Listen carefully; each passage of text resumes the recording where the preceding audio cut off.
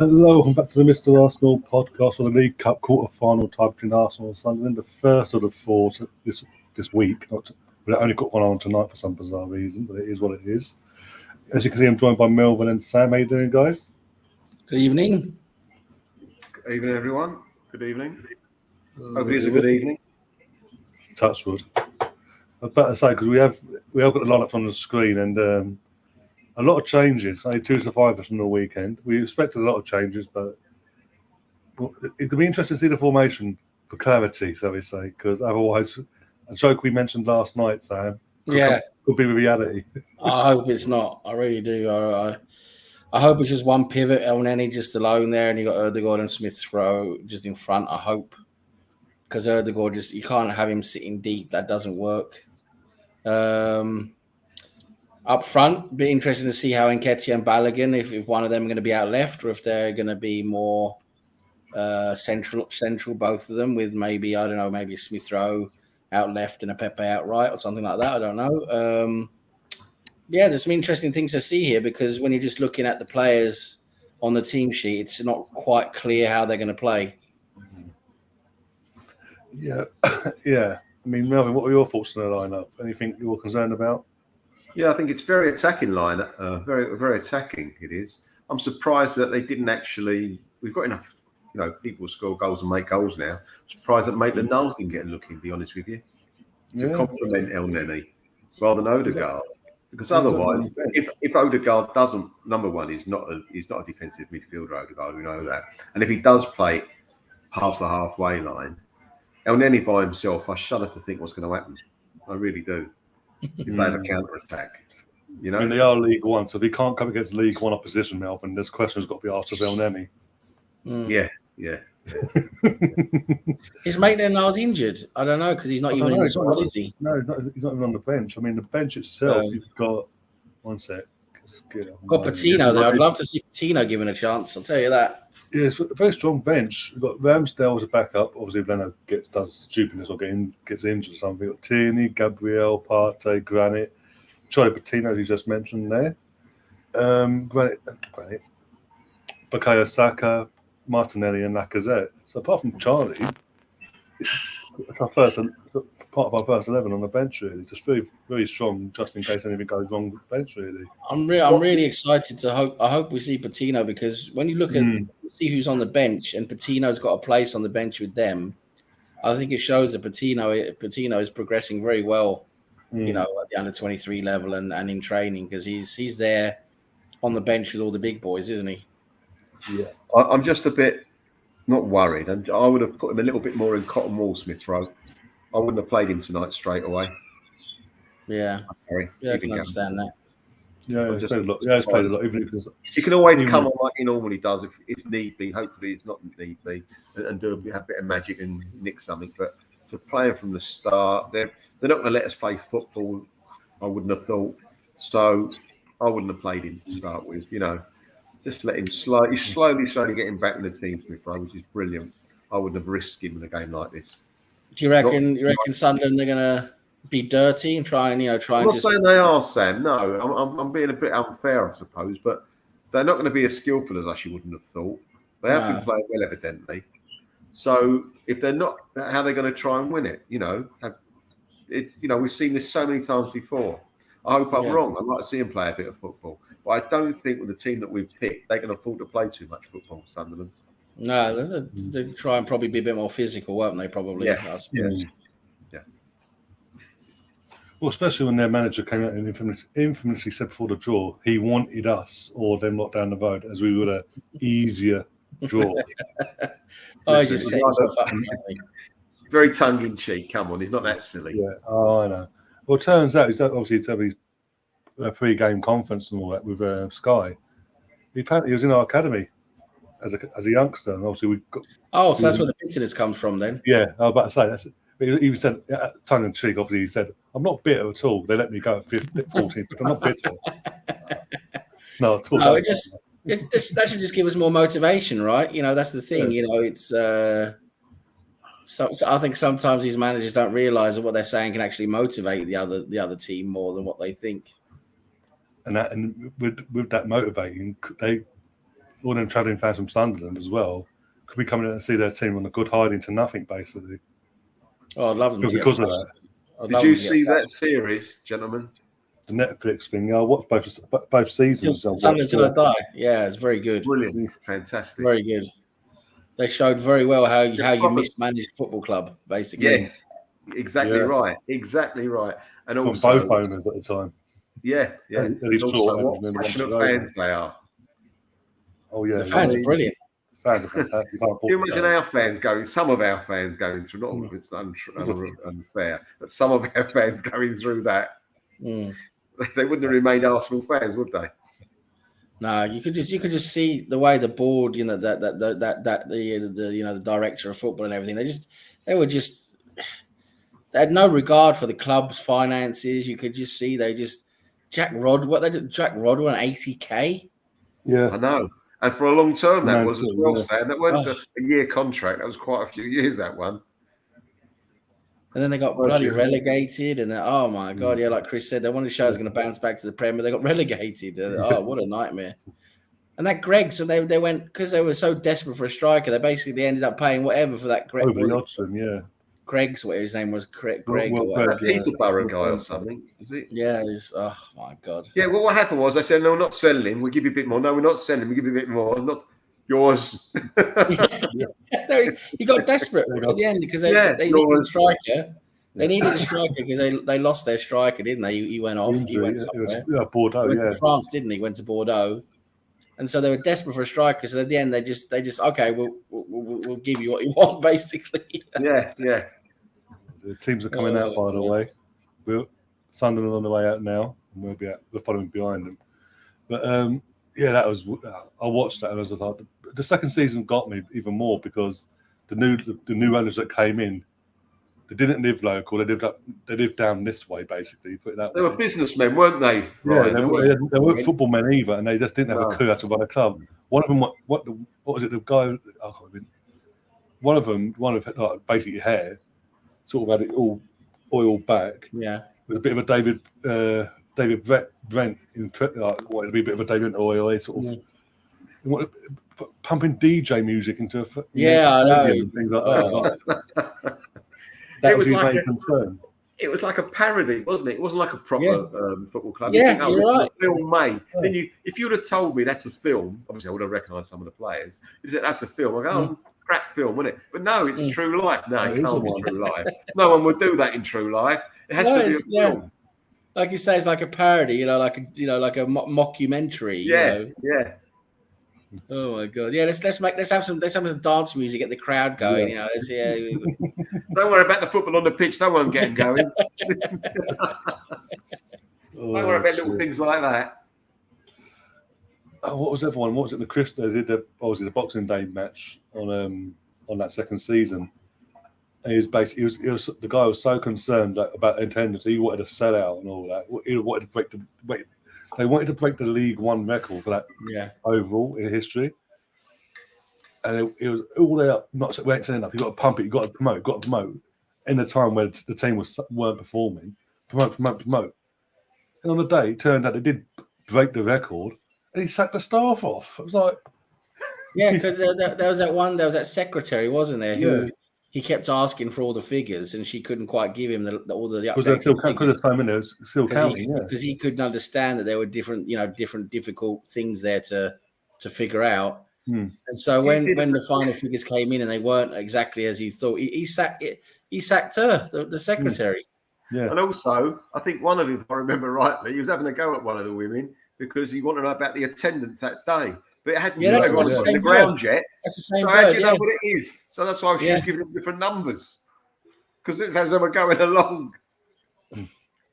So trying to say it'll be close. We might just do it, but you need to bear with us because we are still counting. You're asking a bit too much of the staff that we've got.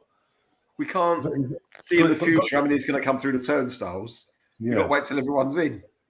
Oh, I know. He was just a bit of as I said, he was a bit of a prat.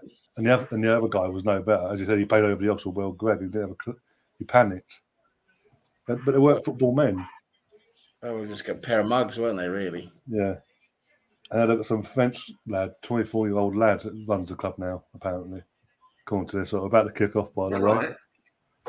Yeah. And with on loan, Leon Diaku coming off injured on Saturday.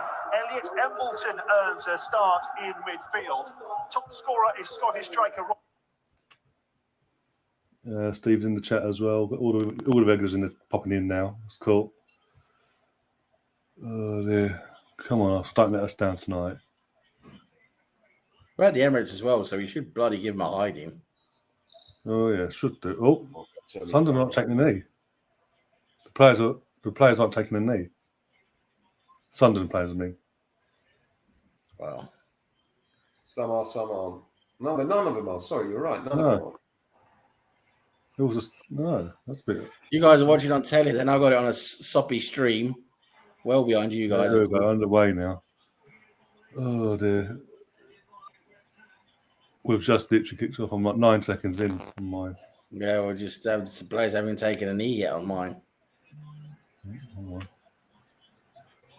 There we go. There's the scoreboard. Let's have a drink. 1 second. Scoreboard. Sounds like Bruce Forsyth you did then. Scoreboard. Yeah. Scores on the doors.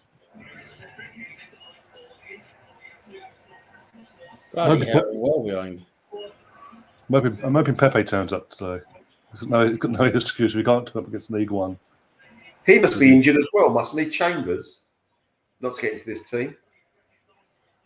Yeah, it's either that or COVID, isn't it? One of the two. I'll probably say it's not. I think it's probably a muscle pull or something. I'm hoping not COVID. Jesus, that's all we fucking need.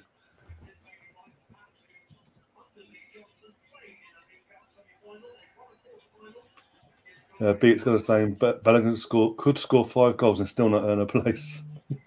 Well, let's see him do it first, because he hasn't done it in the first team, has he? He's done it for the reserves. He's done it in the European. Done it in Europe, hasn't he? Scored a few goals. He scored a couple of goals last season in Europe, yeah. And got an assist or two, didn't he, in the group stages? Yeah. I think he scored a couple of them. I've just kicked off now. Bloody hell, I'm well behind. Oh, you're joking? You're in the 5th round still, Sam. Oh, yeah. I'm at 16 seconds, I am. You're at 120 of away, you are. Bloody hell.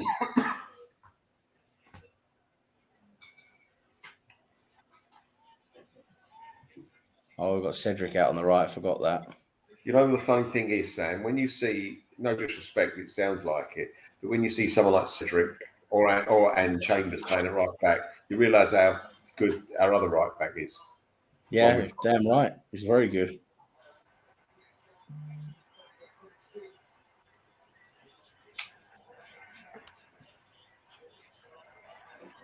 Well, looking at the first few minutes, El Nani is by himself in playing that deep role,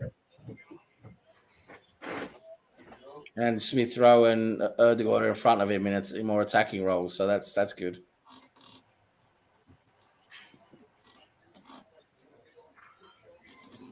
Nice football, Sunderland. Nice football.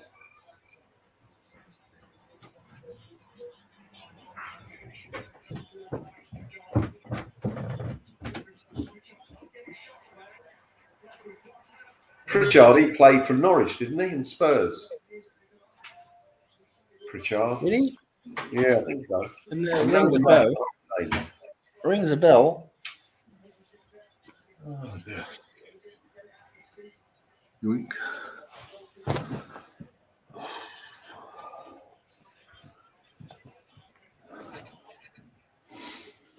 Ryan, did Pritchard play for Norwich? Pritchard, yeah, I think so. It sounds familiar. Yeah, it did, yeah. They were last up years ago.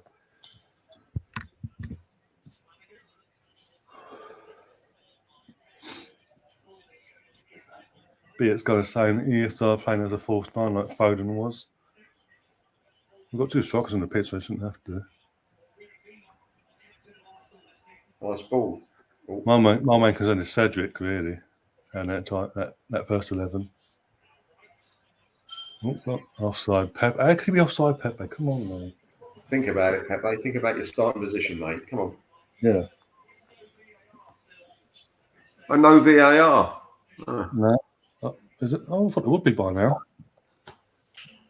The Premier League round. So does that mean there's no VAR in the final? It will be in the final, definitely. They always have VAR in the final. That doesn't make sense either. You either have it or you don't. Was it last year? They didn't have it until the semi-final for some reason. And we were saying even last year, literally, what's the point? Why not have it in the whole competition? I don't know. For all the games. If the clubs can't afford VAR, I mean, the guy doesn't even need a screen, does he? The ref in the VAR thing. All he needs is same way as what the ref is giving. That's all he's got to do. He doesn't have to look at anything, does he? No, exactly. Cedric is playing in the middle of the field. Fucking idiot. Yeah, he's way too forward as a right back. Oh my god! He's in the middle. He's fucking in the middle. Slow there. Oh, I thought you were going to bring him down. Oh my god! Got away with one there. In my opinion, that was so slow, El Neni.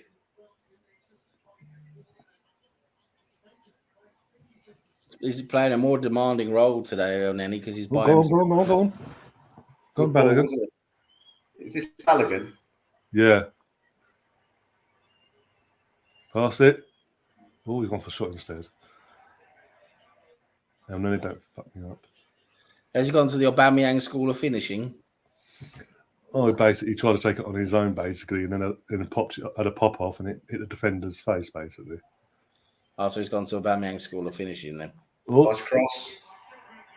And then Eddie's gone to school finishing as well, by the looks of it. Oh, he definitely has. He has.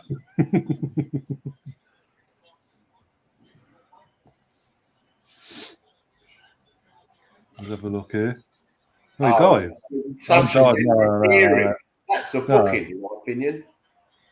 And to be fair, initially thought he did get a touch on it.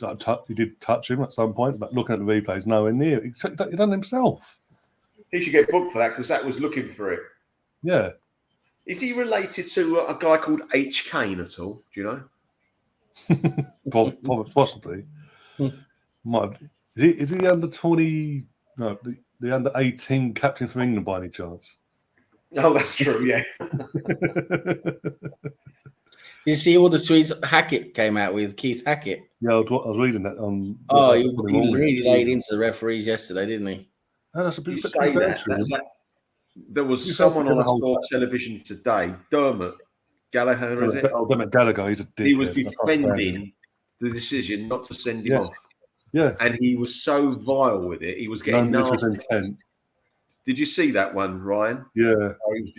And he was getting, I didn't say that. What I said was, the guy goes, you just said it wasn't a sending off because it was not high enough. But the other one was just as high. Yeah. He was like, but I didn't say that. He was getting so defensive. Yeah. No wonder these refs all look after themselves, don't they? They shouldn't have another ref that they know on VAR. They should have someone they don't know. Exactly. It should be independent.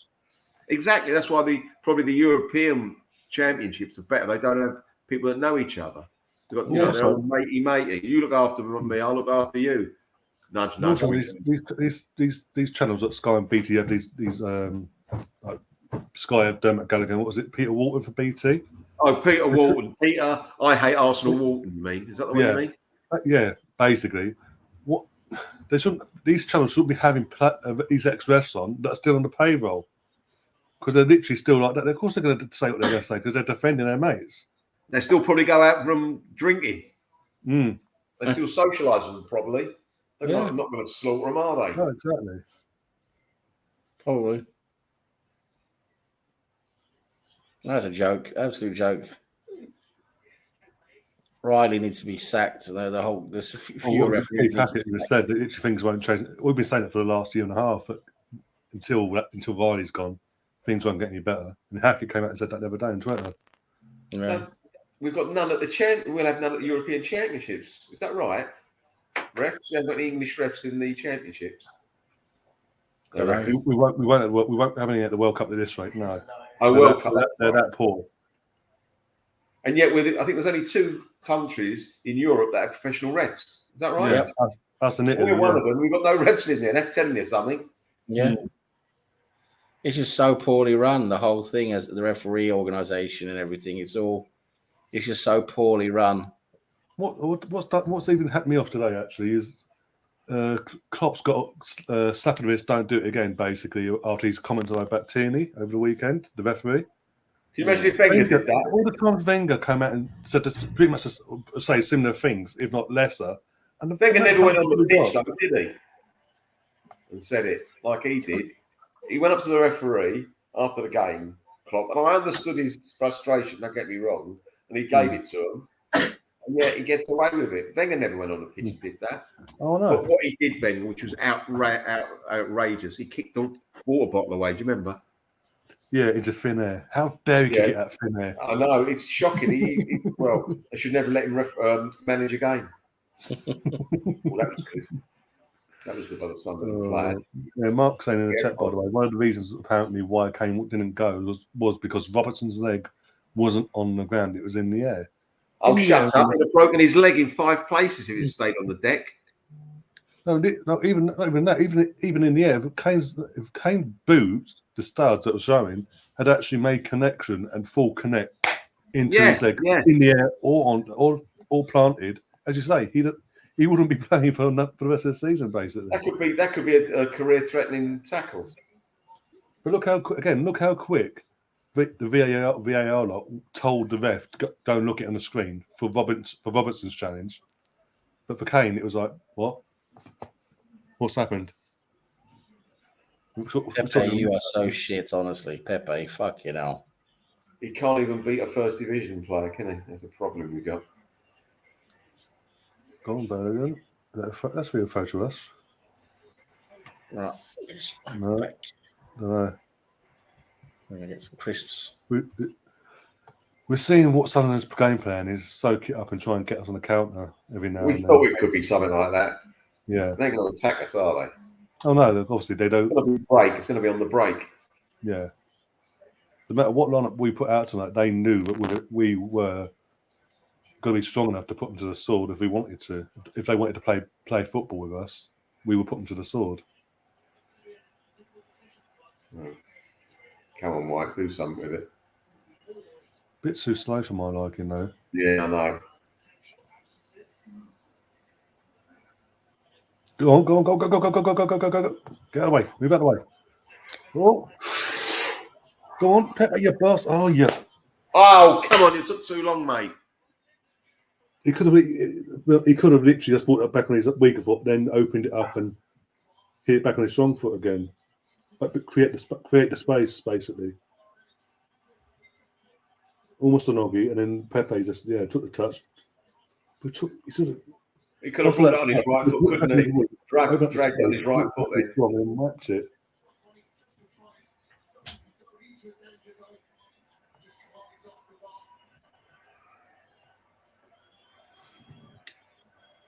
Clattenburg apparently said today he was right to go over to Tierney. Right or not? It's not technically in the window of rules. It's not actually right. You've got to wait for the ref to come off the pitch. You chat them off the pitch, basically. If you have got any issues, as you said, not that times Wenger would do something or even breathe, and it was like fine, suspension, off we go, sort of thing. Even in the game itself, he was getting sent off. As you said, kicking a water bottle into thin air, got sent off for it. Yeah, that was pathetic. I remember watching the match of the day that night, and it was like Gordon Strachan was taking the piss, in the sense of how basically what we were saying, sarcastic, going, how dare you kick that water bottle? That water bottle must be so hurt, the feelings and all that, really taking the piss out of the referees. And that's what, and again, we're in 2021. That was like 11 years ago now. And the referees got worse. And like we've been saying now, Keith Hackett's saying, until Riley's gone, things ain't going to get better. But it's not just getting rid of him; it's actually hiring someone in his place that is actually better. I don't know who would actually come in and do a better job, because they're always about each other now.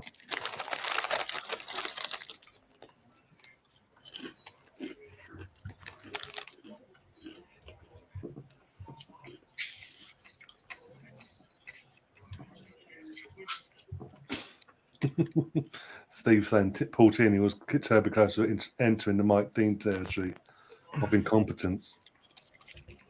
He should consider retiring before he gets someone hurt. He's not the only one though. Half the refs in this league, the experienced ones, are always bad.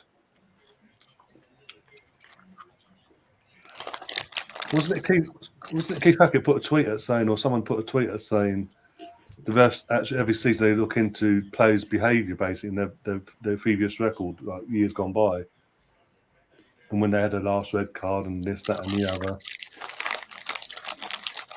Well, that should be how it works. It should be based on what you're seeing in the moment. If someone's endangering someone else or whatever, they should be punished for it, respectively, for in that moment, not given because you haven't been sent off in 10 years. And that's the thing about not that type of player. Crack. If someone kicks someone in the shin and nearly breaks their leg, you can't say they're not that type of player because they are. They've just done it. Well, what was it? Earlier in the season, from an Arsenal perspective, against Palace, McCarthy booting Saka in the back of his calf and got nothing, and basically got away with it. And there was no retrospective action afterwards. Because he's not that type of player. Well, clearly he fucking is.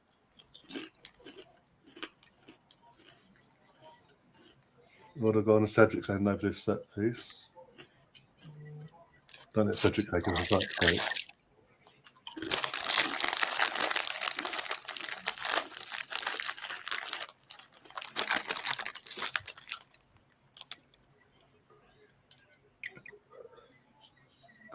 Go on, Martin. Oh, corner. Keeper was a bit dodgy there, wasn't he? Dodgy keeper. Yeah, it's like he doesn't trust his defenders. If a keeper's coming out for that, I'm sorry, you've got to go both hands. You can't just go one hand and palm it overhead to the bench.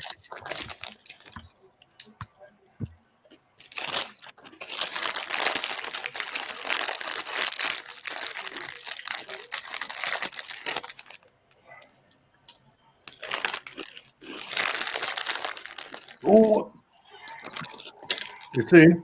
We've got to go, I think. Eddie. Balogun. No, it's Eddie. He's got a good record in the League Cup, hasn't he, Eddie, scoring goals? I think it was before this game, it was like 7-9 or something like that. Who got the initial? Who was that? Who got the header though? I think was that Holding got the header. Let's have a look. Ball comes. Yeah, Holding was initially holding the header. Keeper saves it. And it literally Eddie just there hits off his knee and goes in. I don't think you knew much about that, Eddie, do you? No, what I'm saying is he was just there and he hit off his kneecap. He's like, yeah, okay, cool. I'm not going to over-celebrate, but yeah, cool. Get in there. Now the floodgates are open now. Hopefully.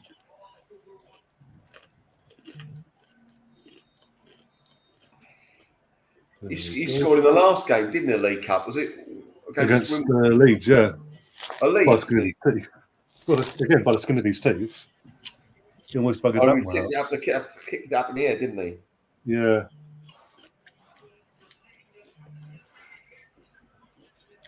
Third goal in three League Cup games this season. Yeah, the ball just hit him and went in, didn't it? I just got it now. Yeah, that's what I'm saying. He was just at the right place at the right time. Yay! Fantastic cross from Sunderland.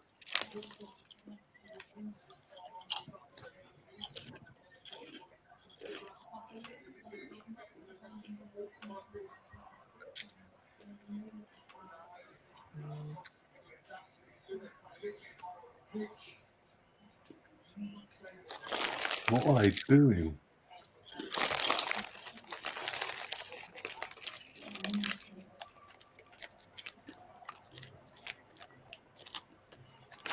Don't go to sleep. Oh, for fuck's sake. Wake up, you twats. Get rid of it. Clear it if you're not sure. This is what I'm saying.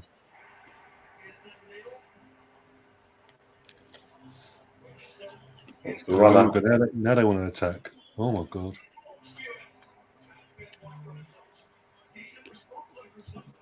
Whoa. Oh, did he get hurt? No, he didn't get hurt. Good. got straight back up, so that's cool. Oh, bloody hell. All the else on.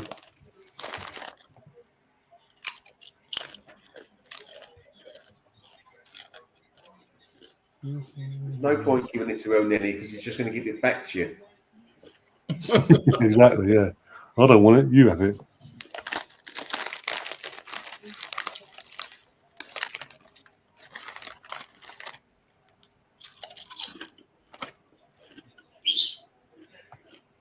Whoa. Oh, that was a nasty one. They're starting to find challenges in now. Got a booking, though. At least the ref's consistent there. Whoever this ref is. Oh, That was. I think I was closer to the ball than he was. to be fair, he was closer to the ball than what Kane will ever day. Yeah. But Kane got the ball, he said, so you got to believe him. Oh, yeah, like he scored that goal a couple of years ago. It was Ericsson actually got the goal. Then he threw his toys at his player, and the media took the piss out of him. Fucking idiot. It was only a hole. Yeah. Do you see that tweet from Specsave? Was it? Yeah, Specsavers that basically tweeted underneath, basically, you need an appointment, Harry. Mm-hmm. It was like, oh dear.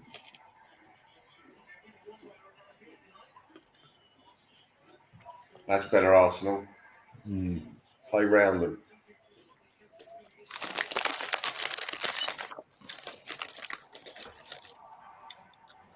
Nicely, Tavares. Ooh. Go on, make the overlap. That's it. Go on. Oh, Brannigan, this told you earlier. You see, the thing is, this is the game he's got to show Balogun a bit more, isn't he? Especially with the transfer window around the That was a corner. good chance for a striker. Be honest with you, that was a good chance. Yeah. I want him to do well, but that's not good enough. What did he do? He hit it. What did he do with that? He missed just the header, basically. He missed just everything. Oh, cross either. It's quite nicely flighted.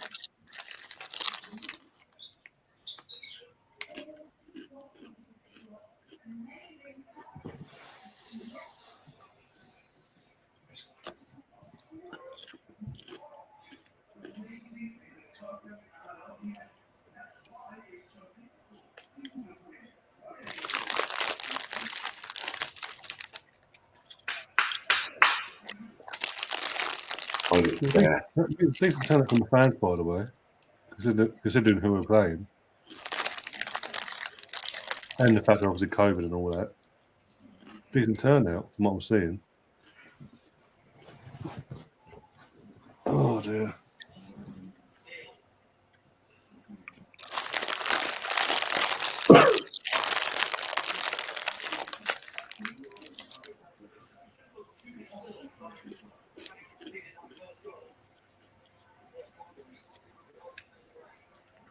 That was a terrible header from Balogun, wasn't it? Shocking. Absolutely shocking. Go on, pass it. Go on. Oh, Balogun again, man. That was a fitter.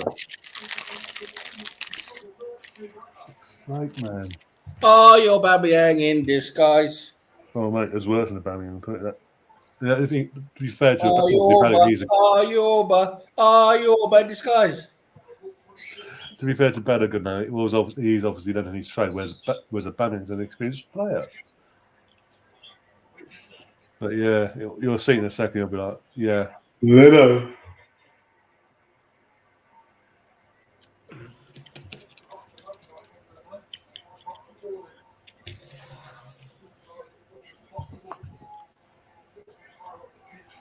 Steve in the chat saying Balogun on the wing is another square peg in a round hole. Let's get rid of Pepe. He's just fucking crap.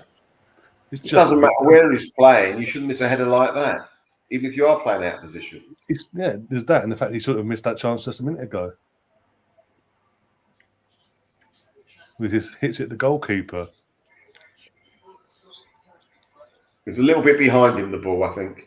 Slightly behind him with that shot.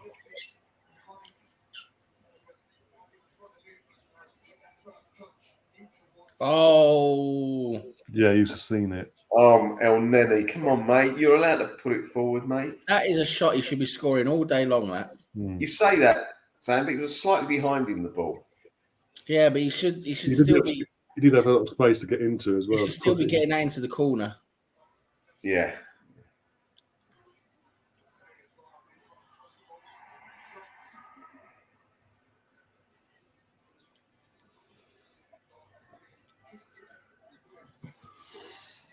Weird seeing Leno in goal, isn't it?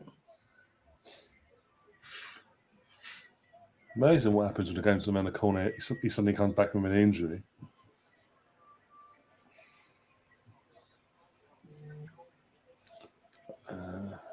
I think he'll be gone in summer. I think no. Oh, Leno. Yeah, because Leno he wants to play football for sure. Has he got any chance getting in the German team? Not really, because he's got Neuer and Ter Stegen ahead of him, and there's also a couple of other good goalkeepers coming through now in Germany. So he's losing his chance.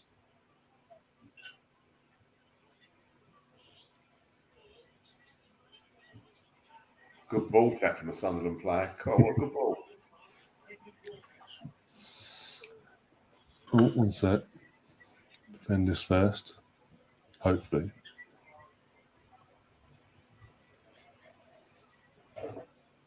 No. Good cross. Even better shot. Hey. Good header. Who was that away? Was that White or Holding? I think it was Header away. Let's have a look there. Holton header away, rather. I think it's Holding. Let's have a look now. Yeah, Holding. Mark in the chat saying, speaking of Uber, I think he's had it now. Not even in today's squad. Hopefully, Barca is calling him. My car engine is running and waiting. I don't think Barcelona will call him. They can't afford the phone call, can they? True. Bit too costly for them. Newcastle will have a go probably. They can have him. As you were saying last night. Play Tavares, I like that. Nice little touch. Oh, Pepe. Super touch, Pepe. Go on. Now. Go on. Yes!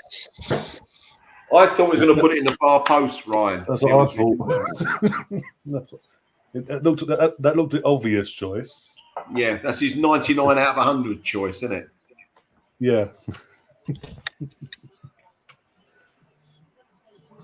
Oh dear. Same old Arsenal, always cheating.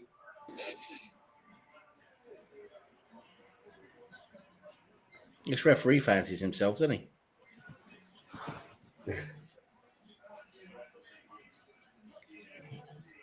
Did he hit it into the ground, Pepe? Let's have a look now from the behind once there. I think he just hits it and it goes off the ground by the defender's leg. Yeah. Afterwards, yeah. Haven't got to the goal yet. I'm getting there. I'm getting there. As she said. That's what she said last night. Is Pepe allowed to score, says Steve? Well, apparently so. By the defender. Throwing a leg at him. But yeah, it was on target anyway, so it's got to be given to him. Is it Pepe that scores? Fucking hell. Can't believe that. Yeah, well. He always scores in the League Cup against Sunderland. Well, he's wide open and, well, yeah. He was lucky with it, wasn't he? That's what I'm saying. It could that block could have gone either way, but yeah. Yeah, it went via the defender, didn't it? Oh, we got called there, Tavares. You should have got rid of that, mate. Taking a risk. And Pepe always had that stupid face. He's like, oh, did I do something? Oh, I didn't do anything. He's always got that look on his face.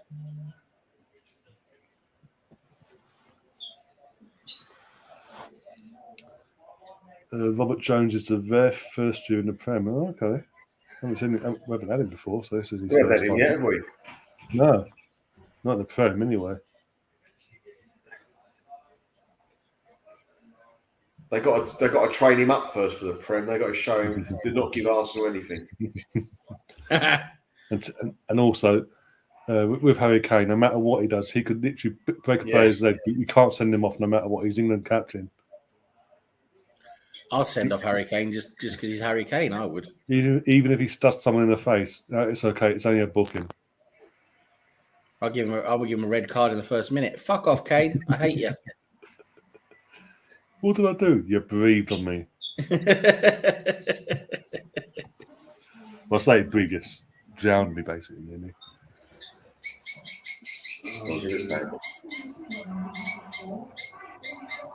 Well, he's been fast tracked apparently as well, according to Mark. Don't know if that's a good or bad thing. Bit concerned with Balogun tonight so far, finishing wise.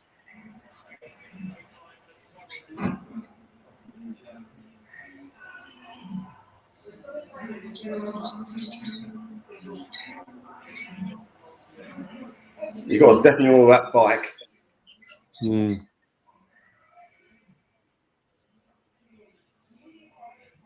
Oh, Unlucky. no foul. There's no reason to foul. Oh no. Good ball. Defend. Oh my god. Very good ball. They're back in the game. Good goal, actually. That was a good goal. Got to give it to them. Yeah, poor defending. Yeah, poor defending, in my opinion. Way too high. Very, very good goal. Too high. Our line was way too. Yeah. Yeah. Oh, they got us over the top, did I see? They've been close to that couple Not of over times. the top. It was They played through us. They played through us, but our defensive line was near the centre circle pretty much. And Ben White didn't read the Looks offside than me. Either way, Ben White didn't even read the ball properly, because if he does, he throws himself in front of that ball. I thought he looked offside for number 9, but it was a good goal. Should be doing better as well. Might be offside, but there's no VAR, is there? So, no VAR. But yeah, even then I should be doing better at that. But okay, came back on out of nowhere. Watch all the fucking Tottenham fans coming. Smith Rowe lost it. Handball. That was handball, surely, outside the box. God's sake. Guys, White is miles away from his marking. Miles away. Yeah, that's what I'm saying. Didn't even read but I'm saying even the ball was easy to read what it was going to do. Throw your body in front of it, make sure that the ball is coming that way. It hits your leg, and you can get up in the cover and get rid of it. But even Neno was doing it. Yeah, but even Neno should be doing better. I'm sorry. And White just nowhere near him. No. Yeah, a bit easy to score there as well. What? That's an Eagle saying, "Wow, what a way to tune into the game." I just what? Oh my god! Don't fuck it already. Defend.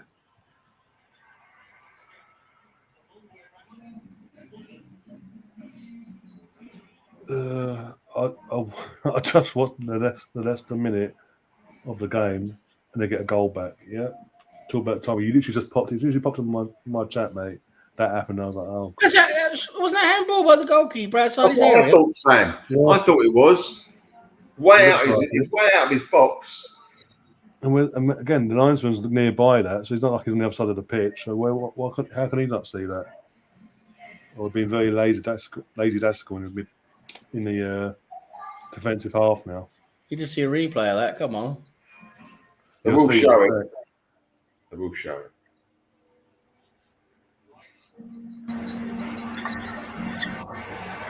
Did he hit his head or his hand? That's what I can't really see from that replay. No.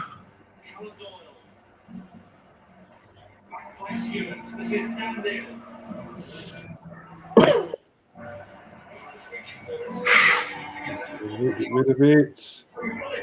Oh, for fuck's sake, here we go again.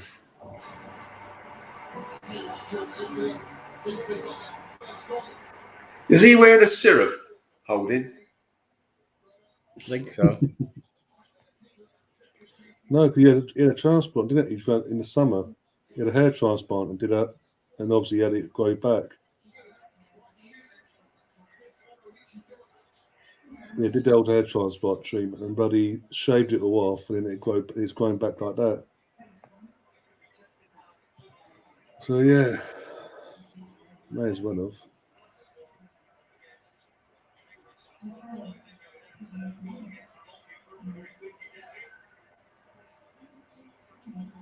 Another corner in it.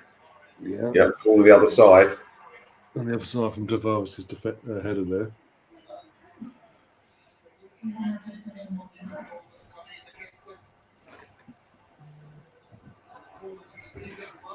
And also, that goal we conceded was our first goal this season we conceded in the tournament.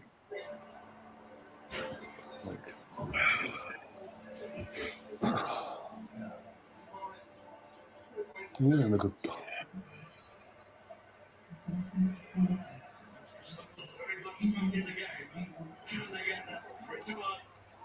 Oh my god.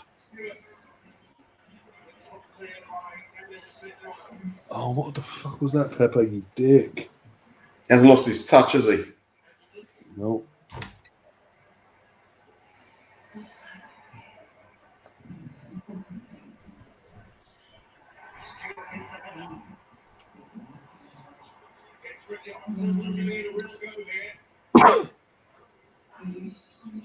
We're just inviting the pressure now. We're inviting it on. Yeah, we are. We're playing it around nicely at Sunderland. And another corner. No, throw inside.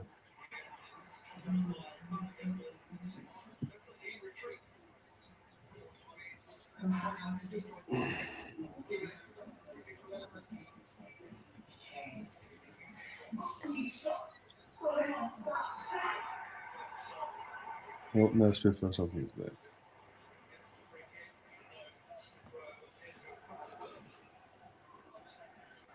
Ooh.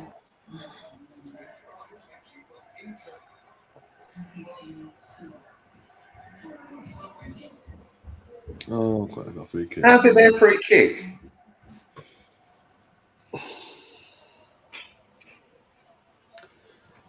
Fucking typical.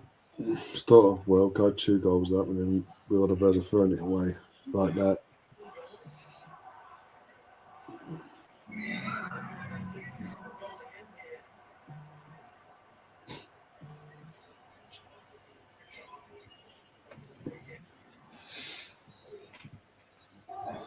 There we go. Pulled in. Could have scored. Should have done better, yeah. I was offside anyway, though, but should have scored, but he wouldn't have been offside. Oh, yeah, it's way off. There's only about 3 of them offside. But I was marking that, look. You couldn't be marking there. It's Eric Carman all by himself.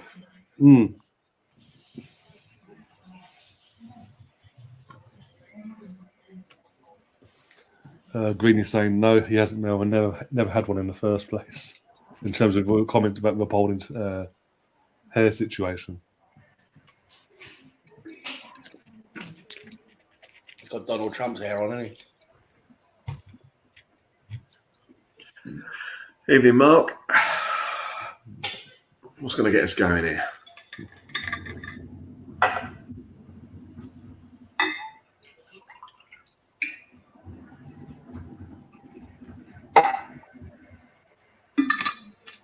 Come on, Arsenal. Come on, Arsenal. Come on, Arsenal.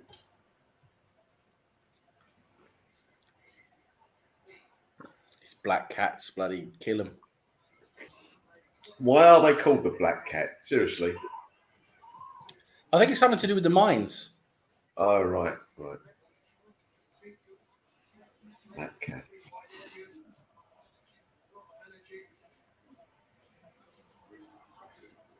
Oh, Leno's just fuck.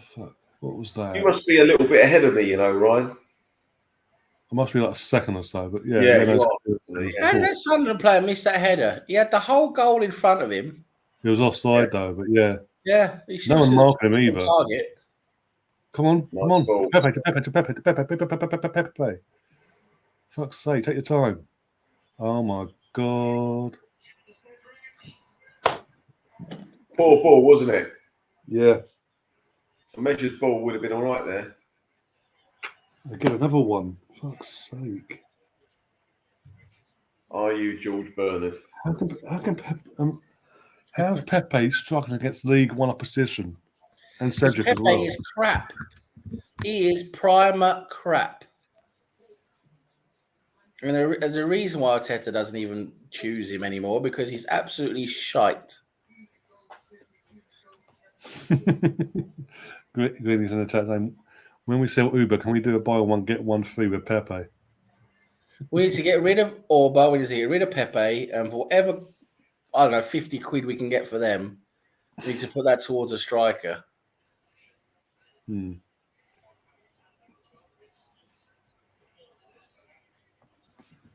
God.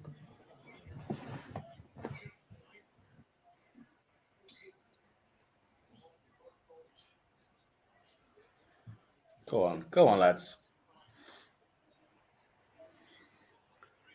Oh, go on. A foul. Or not, apparently.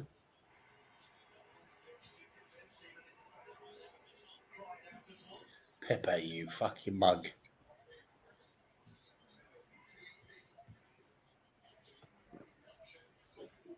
You couldn't cross a T, you couldn't.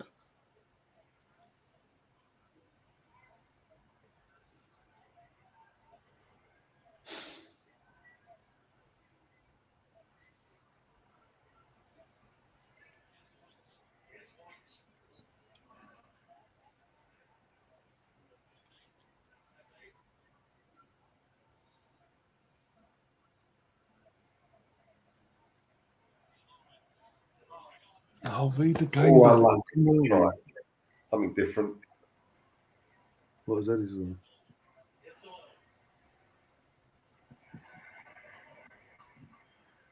Yeah, Steve's saying in the chat we're playing like complete strangers. Well, yeah, of course. There's cohesion. There's no cohesion in the team we've got lined up there. No. And we've got a couple of right planks there as well. It's not going to make it easy. In the summer, I will sell Xhaka, Uber, Pepe, and use the money made from them to buy a decent striker or midfielder. The thing is, you can't sell some of them for any money. That's the problem. Yeah, they're not, you can't even give them away because they just won't pay their wages. No. Mm-hmm. Ryan, when back in your school days, when you was in the schoolyard and you'd have like two captains choosing, teams. Yeah. And you'd sometimes end up with one team with all the good guys and the other team with a few of the bad guys on it, in terms of ability. And then even though they hadn't, the good guys, even though they hadn't really played a lot together as a team, they always played well because they were good players, right? They always put in a good, they was always doing well. And yeah, the other team, they haven't played together because they had a few crap players, and they were always crap, weren't they? They always played crap. So this was like tonight. We've got, even though we've got some decent players there, we've got a few, a couple of 2 or 3 crap players as well, haven't we? Yeah. It's not really going to be fantastic, is it? No.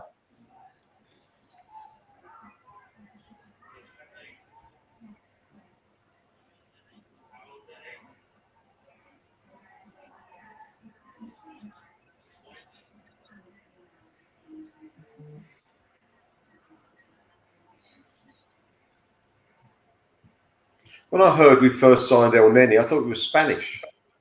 Yeah.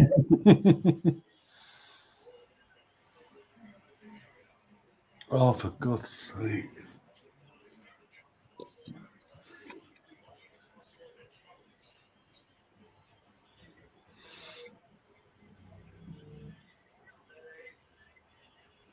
Oh. Ooh. Great shot. Yeah. Left foot shot. Beautiful shot from Smith Rowe. Oh. We're clearly not injured if you're complaining, mates. Don't even go there. The guy's literally turned around complaining that someone is dying and injured. Suddenly he's got a lot of enthusiasm about him.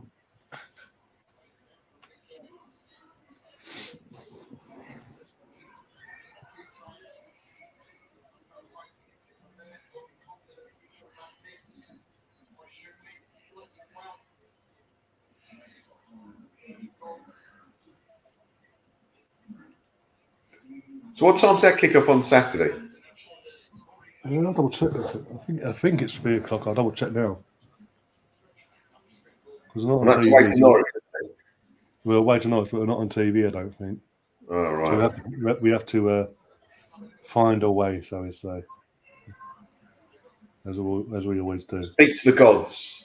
Yeah. 3 o'clock kickoff. Got Liverpool Leeds at 12:30. Then along with Wolves and Watford. Then 3 o'clock game, we've got Burnley, Everton, City, Man City versus Leicester City, us versus Norwich away. Them knocked down the road against Palace. Come on, Vieira. West Ham playing Southampton, and Villa play Chelsea, and Brighton beat Brentford. Sorry. But yeah, come on, Palace. Come on, Vieira. Do us a favour on Boxing Day, please. So who they got? Palace? Tottenham away. Bloody hell. Oh, yeah, because they beat them at Palace, didn't they? Yeah. 3-0, wasn't it? The right back got sent off. Yeah. Oh, yeah. Royal Emerson, what his name is. Yeah, Emerson Royale. I think ain't Royal really. He's fucking really Flush crap. that play.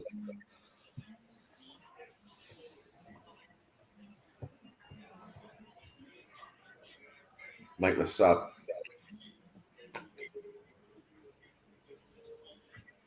Yeah, Broadhead, what his name has gone off. Denver Hume has gone on. Sounds like a porn star, doesn't it, Denver Hugh? Oh dear.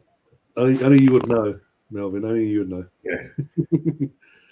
You and your Phil Melvin remark.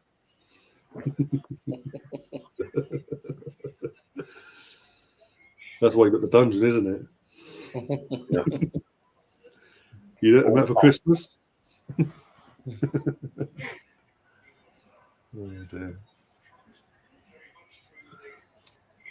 You're gonna let the peasants out for Christmas, Melvin. Every other Christmas they're allowed out.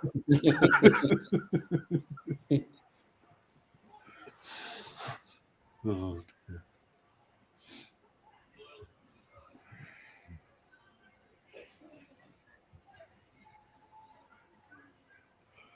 Oh, for God's sake. Oh, dear me. Since we were White. Nice and fluffy, isn't it? since we've gone 2-0 up, we were completely gone off the boil. That goal was giving them a lot of confidence, this mob. Yeah. Yeah, we've got to regroup for the second half and just go out there and batter them. I met a couple of subs of ours back in Arteta. Take off Pepe, that's for sure. Fucking hell, he's useless. Not being funny, the whole forward line stunk. Mm. Oh. Yeah. Half time it'll be soon, I reckon. Yeah, it's got to be any second now, yeah. Here we go.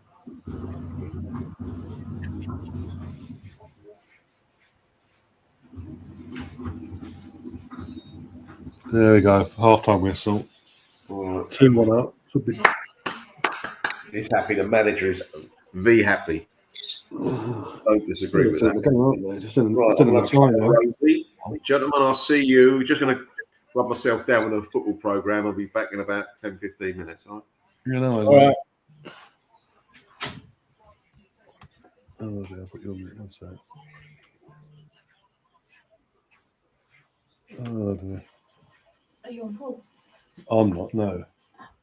What? Can you frost up your bits? Let me know. Yes, I will. Oh, dear. That was a fun 45 minutes, wasn't it? Oh, it's what it is. I mean, it's what we expected. I mean, you didn't think there was going to be a great performance out of that lot. I mean, they're disjointed, aren't they? They're not used to playing together. No.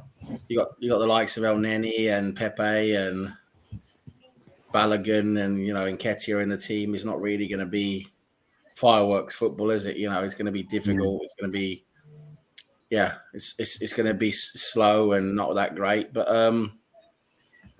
We still managed to score 2 goals. We still went up, but I think letting them have that goal, they're still going to feel they're in it. You know, that's the thing now. We can't let them continue to get back into the game. No. Just can't, no way. That's why I say make a couple of subs at half time.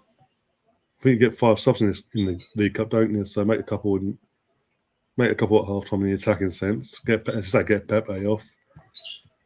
Balogun ain't done nothing really. He's had a stinker so far, sadly.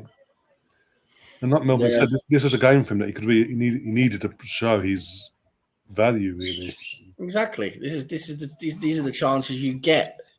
You know, you got to shine with the chances you get. That is top level football. You're not going to get many chances, but when you get them, you have to shine, and he's just not doing it. Oh dear. Yeah. 45 minutes away from the semi-final though. Positives. Let's look at the positives. Yeah, I mean we're still 2-1 up. We scored a couple of goals, and we've had a couple of other decent chances as well. You know, we should have had at least one more goal. You know, so I think it's not too bad, but it's just that the team that we've got out there is not. You know, there's not much cohesion there, is there? You know, they're not used to playing together, and there are going to be mistakes. Yeah. Big up Taib in the chat. Yeah, Taib's in the chat. He's having his pizza or what? What's he doing? Oh, I don't know that. Oh dear. Yeah, Russ won't be with us tonight. Obviously, he's out with the other half. Ice skating thing I think you mentioned before. Gary's going to join us. Winter Wonderland, is it? Or I don't know. No idea. But even he was saying to me he'd rather be here than there, basically, put it that way. Whatever they're doing. Oh dear, but Gary's going to be joining us at some point, hopefully. As you know, I've sent him the link, so as soon as he's available, he can pop on.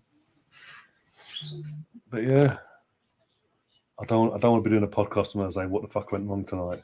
No, especially not after going 2-0 up. I mean, that would be a huge disaster, to be honest.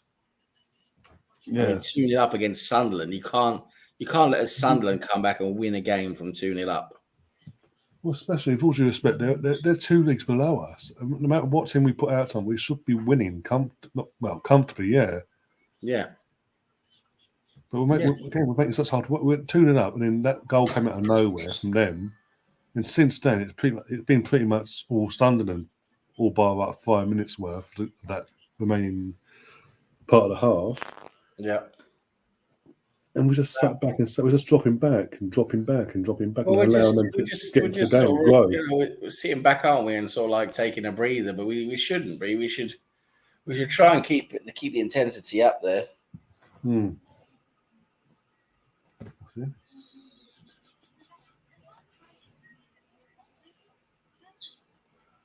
Someone made their 100th appearance tonight. About one sec. Arsenal's just tweeted out this one sec. Who? I was just wondering that. Oh, Pepe. Pepe's 100th appearance. Oh, he just needs more time, doesn't he? Well, yeah, like I say, good thing Russ isn't there because when Pepe's got it going in for you, even though he's been dying in between the goal before. That's the thing with Russ, though. He's always wrong, isn't he?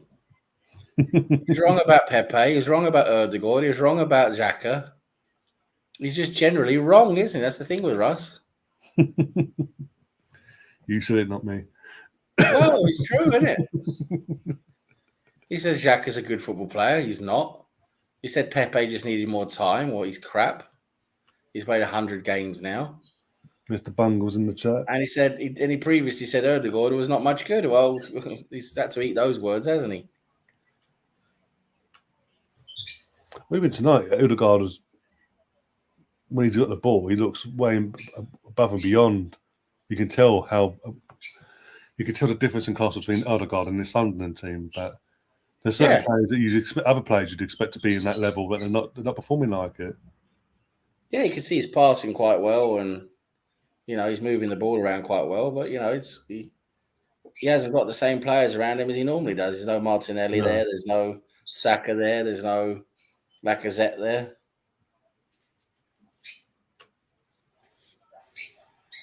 Big up, Mr. Bungle. Falling to bits. Even though Tetter's wig ain't sitting comfortably on his head. Laugh out loud. Yeah. But yeah, Mr. Teta and all Bungle. his fucking Brill cream, whatever it is.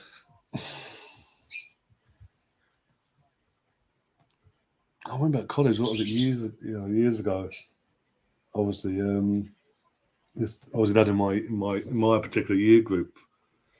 Yeah. What we're doing basically, I don't know how he did it, but he'd wet his hair. He wouldn't use.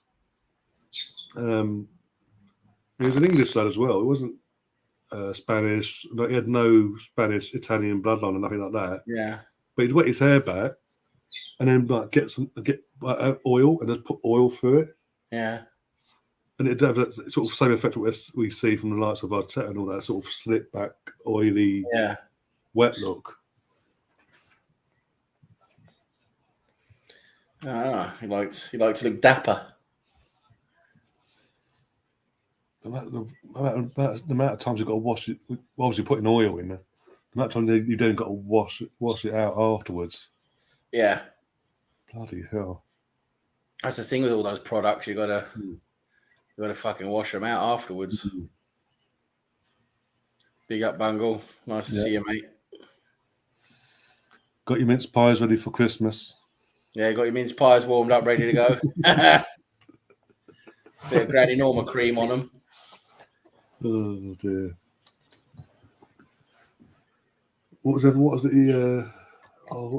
the pucker pies offer from Iceland and all that? Got your pucker pies in? Pucker pies. Oh, Pucker dear. pies, eh? Wow, I haven't had a pucker pie for God knows how long. The last one I was last Friday. Yeah, last Friday from the Chippy down the road. The chicken and mushroom I had. Oh yeah, chicken and mushroom. Yeah. Suppose that was all right. Yeah, not too bad actually. I think the options we have down the road is chicken and mushroom, steak and ale, and minced beef and onion. So that's a go. Yeah. Well, I suppose there's no cats in the neighbourhood. Not at the moment.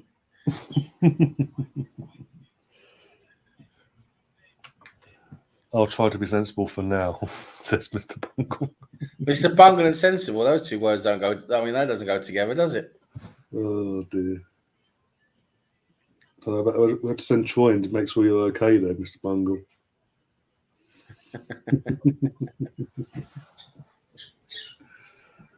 Oh dear. What the assembles in the chat says, "Evening, gentlemen. How do Arsenal look? I'm listening to the game. I'm at work and they sound a bit stop-start. Yeah, that's what I'm saying. Yeah, it pretty much sums it up, really. Started off okay, got a 2-0 lead. First goal was fluky as hell, but we got it. Yeah. Got a second. Looking from now on, you thought it was going to be a literal arse whooping for Sunderland there. But no, a couple of minutes later, we let them back into the game. Never since then, it's pretty much been all Sunderland, but from 5 minutes, it's been that, as you say, stop, start, stop, start. It's a bit frustrating, even with all the changes being made, you wouldn't expect it to be this concerning, especially after going 2-0 up. No, it's just an easy goal for him, wasn't it? That goal. Yeah. And once you get one goal, it's you get that wind in your sails, don't you? And that's it. But as I say, going back to that goal that he scored, it's like, first off, why isn't Benjamin reading the game and then obviously seeing the pass that's going to be made and throwing his body in front of it? And even if he did get past him, then what's this going to do? What's that going to do then? Just hoping hope it hits off the arm while you do that. Ben White, he was far too in the middle. He should have stayed. Yeah. He didn't see the striker pulled out left. We'll watch him. The striker pulled out left, basically, bent his run a bit, went out left, got a lot of space, and Ben White didn't look at him. Didn't see that, and he stayed in the middle. So he got all that space, and that was it. Ben White couldn't keep up with him. You just let him go. Not good enough. It's not top level. Ben White's been decent lately, but they're the type of mistakes that Ben White still, unfortunately, he has in him, doesn't he? He still has those little brain farts there. Yeah. Oh, there's a thankfully he didn't have the brain fart 0-0. That'd be interesting. Yeah. No, I think I'm hoping we'll. I think we should regroup now for the second half and go out there and get another goal. Yeah, well, as the old saying goes, I think half time's come at the right time for us. As you say, Arteta get back in the changing room, read them on the right act, but obviously get them back in, get the rest back in the game basically. Yeah, and go again. I think if we get the next goal back early, that'll kill the tie. Yeah. Like if we can go on and just really ram it home, then. Yeah, we need to get a goal and make ourselves the bosses again.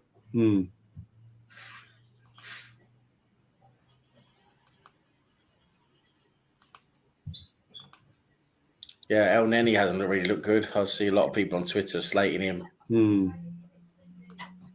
Oh, man, he's another one that you'd expect him, because of his experience, to be above and beyond the levels that we're playing against. He's not showing it. He's doing what he normally does. Gets the ball, I don't want it, you have it, sort of thing. It's like, yeah.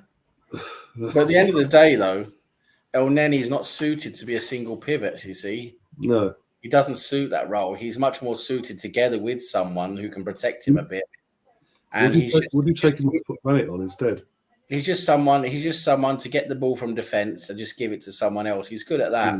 Yeah. But when he has to do more, cover more ground, defend more, find more forward passes, then he's not quite good.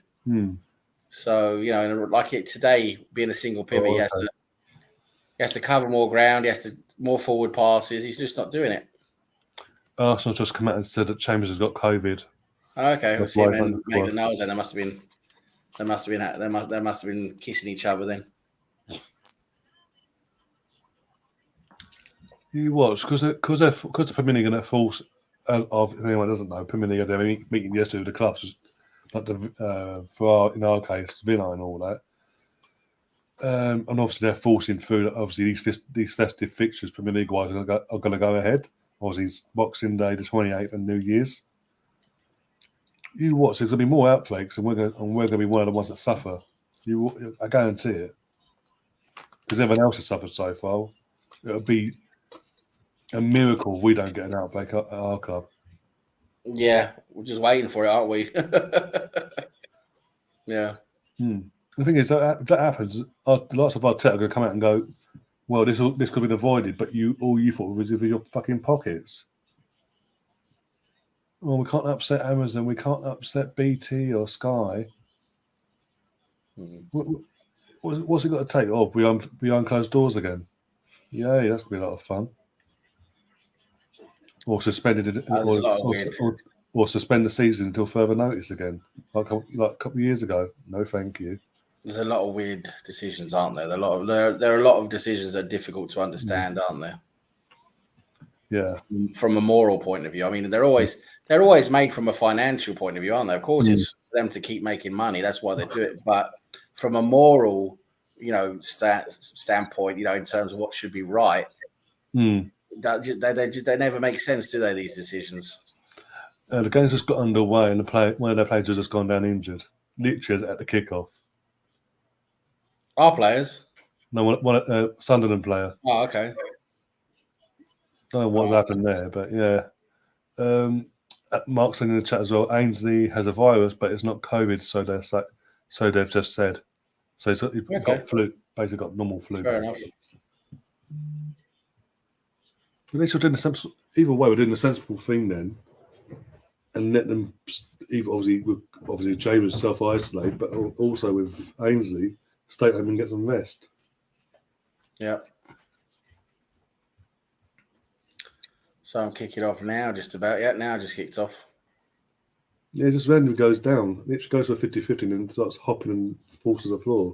Oh yeah, as a player, he yeah, it looks like he's done something there. It wasn't down to us. He's done something to himself. No. I think he's maybe stepped over or something like that.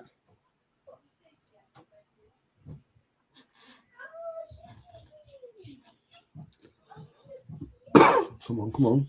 Oh, for God's sake.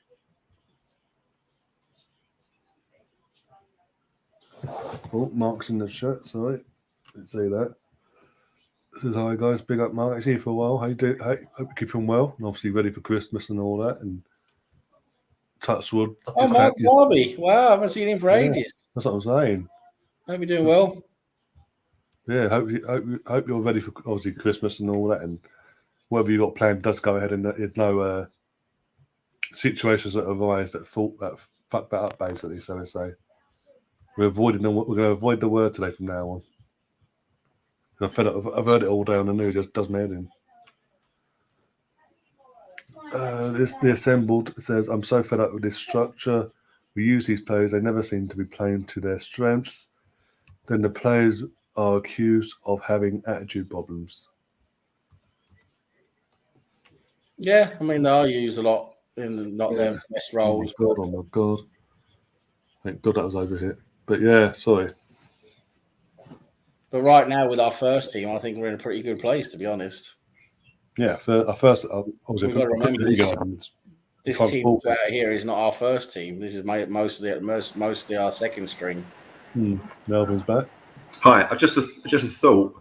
A lot of these players are better do it this half because they won't get a chance in the semi-final if we get there.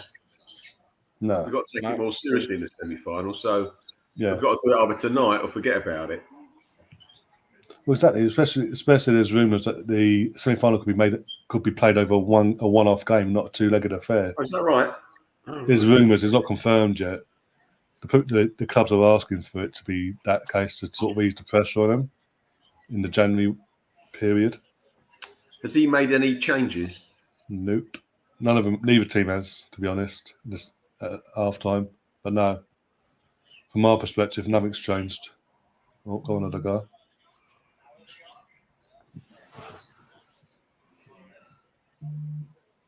Yeah, Balogun just doesn't look right out in the wing. Go on, Tavares, go on. Yes! Come on!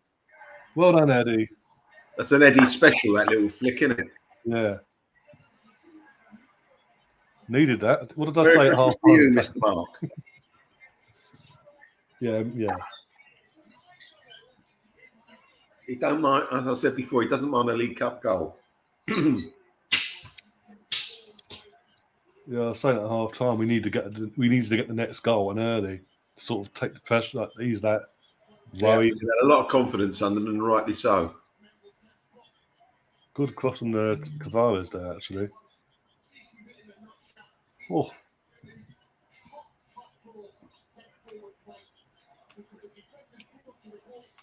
If we get another goal in the next 10-15 minutes, I like, not that it will happen, I'd like to see a little bit of this Charlie Patino on. Yeah, I would. Yep. Yeah, and take off either Martin or Emil in place of him, obviously. And obviously Hoover stays on. No, I think you'd probably take off Odegaard in place of him, wouldn't you? I'm just saying that the option, he'd have the option, won't he, depending on what he wants to change formation on, but he has that option, doesn't he? And Hoover obviously stays on out the two. Obviously, they can sort of coach him for the game, most of it. Decent little goal, though, isn't it? You should have seen the run. Like, come on, Arsenal. Bit slowly defence there. Should have seen that run in. Oh, you're down here.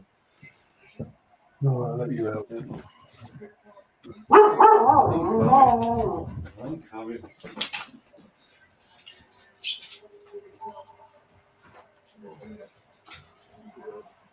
Look, Millie.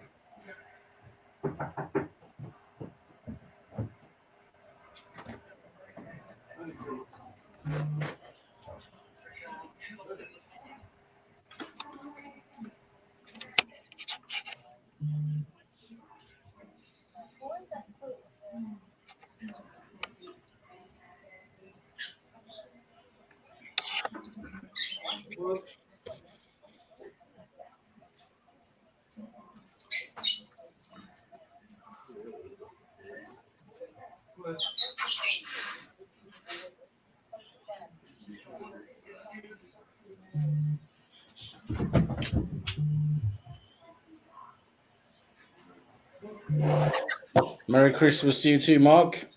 Happy New Year.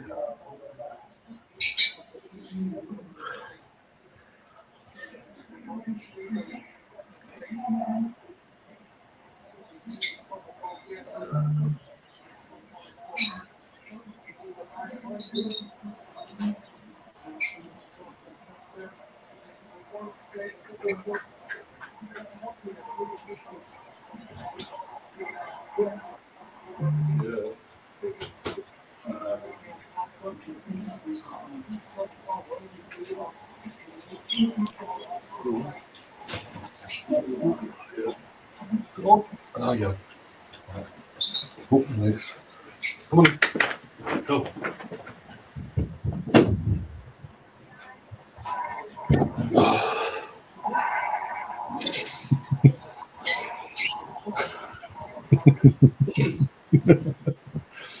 We got Tony as well. Pat Tony's in the chat. We got Sony. Did Ryan Zoo eat him? Not yet. I see a few people on Twitter there. They're pointing out that we're very weak on our right side with Pepe and Cedric. They're coming a lot down. They're coming a lot down our right, and they are. They're getting a lot of joy down that side. Yeah.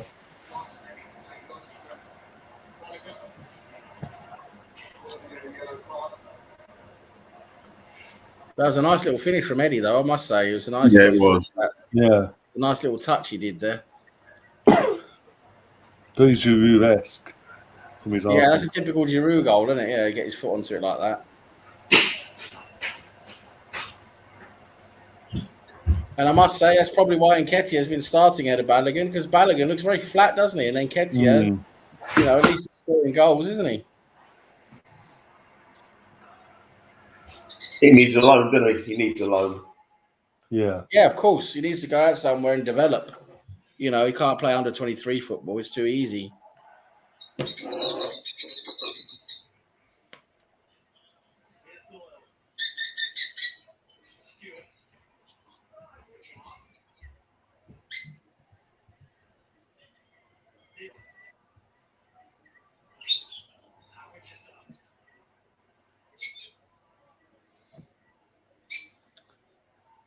No, don't do it again. Oh my God. Hit the post. Yeah. Almost 3-2 there. Bloody hell. You're gonna see it in a minute, and you'll be like, "Why was he giving so much space to have the shot off?"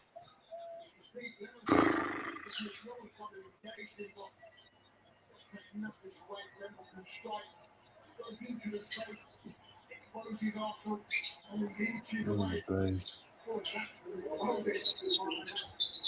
Oh, Jacques is coming on for Balogun. Oh no! Of all the subs to make, that's the one we make, and to change the formation. Patino? Bring Patino on. I don't understand that. What are we going to play with? No idea. Playing holding on to what we got. He's probably going to go to a double pivot now, and he's going to go to Xhaka and El Neni as pivots. Yeah. So instead of taking El Neni off and putting Xhaka in a single pivot or something like that, no. We'll give El Neni more support instead. Because that's worked in the past. Well, that's probably the last time we see Balogun this season. Yeah. So it's got to find him a club to send him out on loan in January, I think. It's going to be a championship club, isn't it? They're the only clubs after him.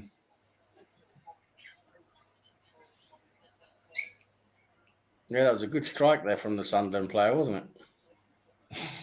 Had too much space, didn't he? Yeah. Tony really isn't happy in the chat with that sub. anyone wants it. There we go. Lego hair has no effing glue. Xhaka is Tony's favourite player. Oh dear. Mark saying as well, he'll take Eddie off soon to bring on Partey. Oh, this is frightening. They're getting they're getting in behind us way too easy. What was that from Leno? No, the problem I've got is that on a one-on-one basis, Pepe can't beat a first division defender. No. Look, he was cut back, and hope for the best. Oh, say that he's got one. Oh my God! What a catch, Eddie! Nketiah with a hat trick. Yeah, Eddie with a hat trick. Well Pepe. The thing is, we'll say that Pepe not beat the first man. He beat the first man. He nutmegged him, nuts. Eddie with a hat trick. Well done, Eddie. 4-1 to the Arsenal. Now be on Charlie, please. Odegaard with the pre-assist. Beautiful ball from Odegaard. Yeah. That's what I like to hear. That's what I like to hear.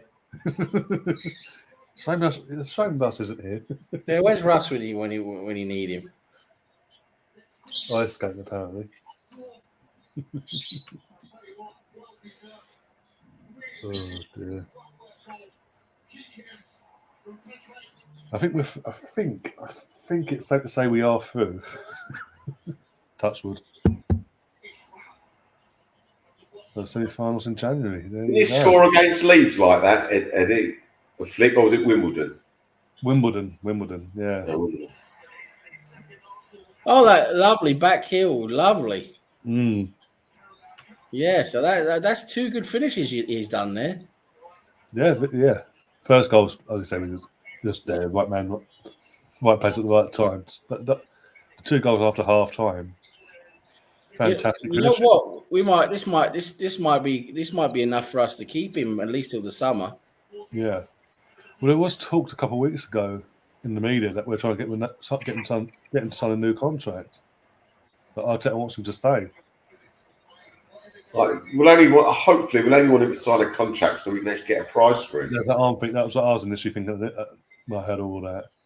We don't want to lose him for nothing, and obviously he goes off somewhere and signing on thing and all that crap. Yep. Oh my god! Slow down the Arsenal defender there on midfield. Yeah. Go on. That's a foul. Pepe was away there. No, he would have been away basically if he hadn't been playing rugby. Rugby, yeah. Come on, take off Erdogan now and put in Patino. Mm.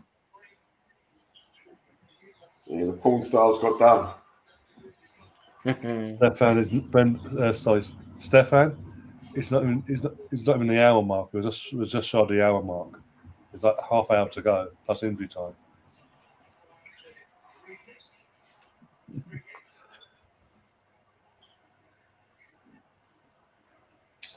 I hate that. Hate it.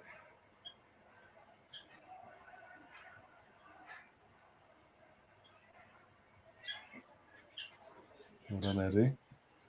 You've done well keeping that in. Yeah. Seriously. You've just been out. Come on in. Has Eddie scored more goals than Oba this year? Yep. In all competitions, yeah. Yeah, in all comps, yeah.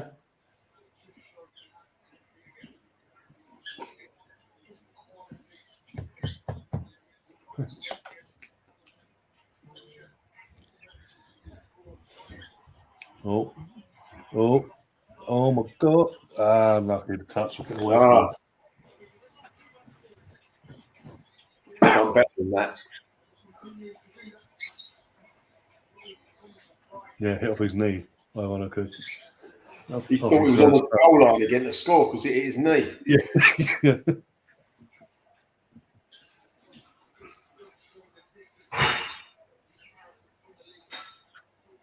Attempts 14 to their 10. About 10 attempts, Sunderland. Give them a bit of credit. Yeah. Bit of respect. 8 to their 5. Have been on target. 5 on target. I mean, what's I mean, most of them chances was invited on by us. too much, Ben White? Too much. Defend. Back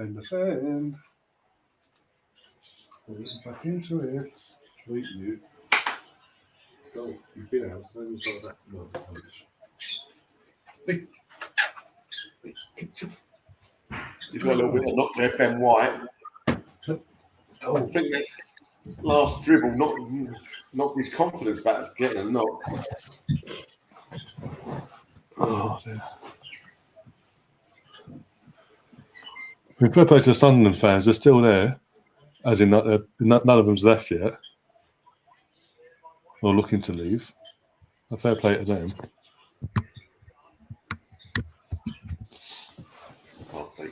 Come on, bring up Patino now. Give him some minutes.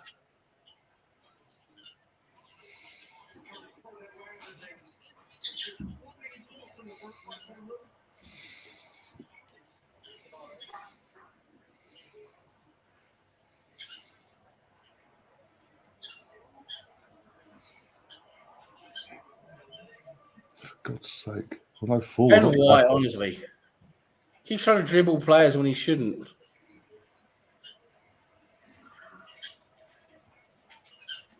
Yeah, he needs to just get the ball and fucking lump it forward if he has to.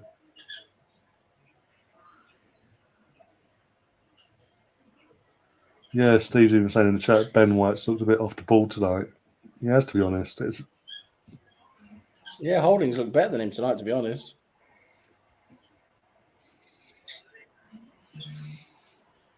Good ball. Go on. Oh, wrong pass, Pepe. That was not the greatest. No.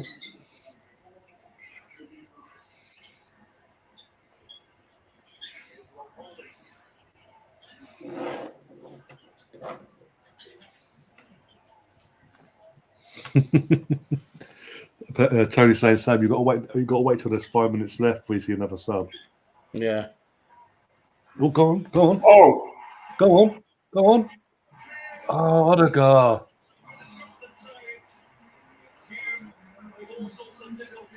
Again, push it in. No.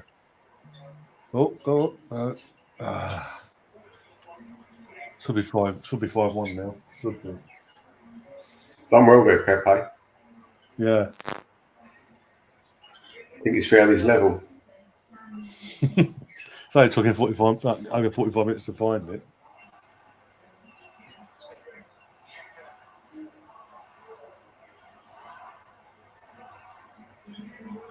It's almost like he's had a rocket shoved up his backside at half time.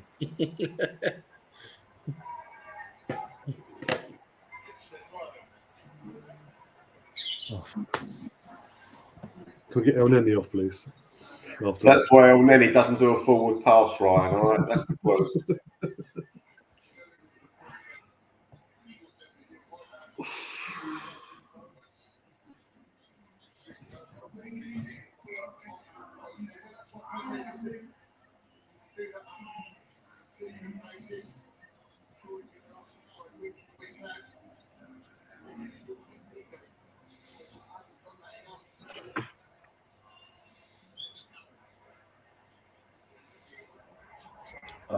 Lucky. That's behind him. He should have been in front of him. Yeah.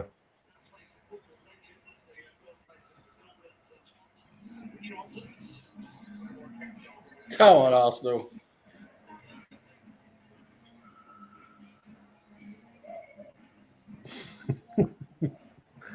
Steve saying you won't see Holding on the pitch or the bench again.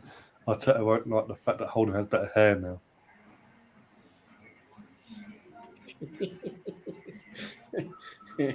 Yeah. Gonna bench him because of the hair. What are you doing?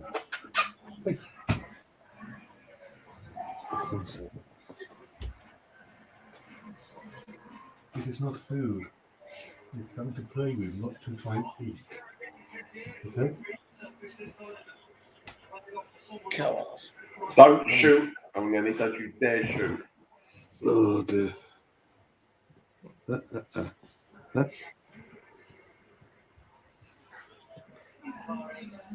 Oh, what was that Pepe said? Oh!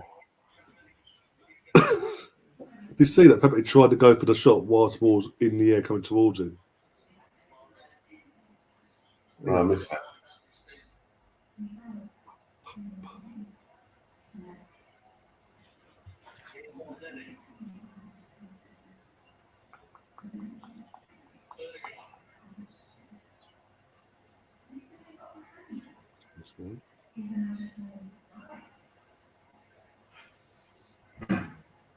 Right, let's put you up there. You can rest. You're trying to eat string. We want Charlie Patino. We want Charlie Patino. Oh, we want Charlie Patino. We want Charlie Patino.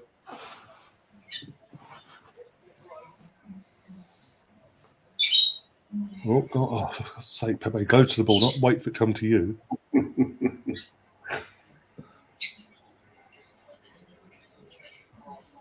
Go on, go on. Aye. Oh, for God's sake. Oh,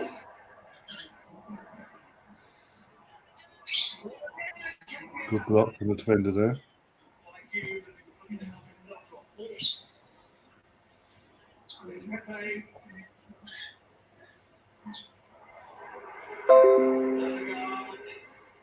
Oh, come on. so obvious. Fat free kick. There you go. Can we get Charlie on, please, for God's sake? Arsenal wouldn't make a big deal out of someone being on the bench and they're playing, surely. Give him a rest.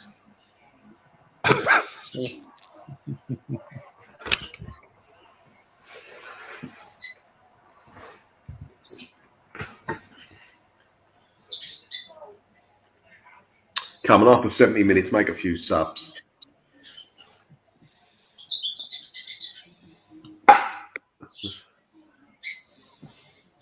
Well, we've got Brownie in the chat. He's popped in. How you doing, Brownie? We got Brown here. Lads and guys, what's the difference? Yup. Oh, happy. Oh. I think he hasn't eaten too many sherbets, Melvin, by the looks of it. Oh, definitely. I think he's got a flight in the morning. There's no way he's getting that. He's already missed 2 flights. Oh, Has God. he? Oh yeah, he missed the flight out from here. I met him. He came around here where I am because I'm close to Heathrow. He's been going to traveling to Dubai. So he missed the flight. He was up drinking all night. Missed the flight the next afternoon. So had to get another flight. And apparently he's done the same on the way back. The flight he was supposed to get the other day, he didn't get that. He's rebooked now for tomorrow. I think he's probably. When you say he misses it, what's he got, a bad watch or something? I think he's just got. I just think he's got a bad. I just don't think he can get up in time.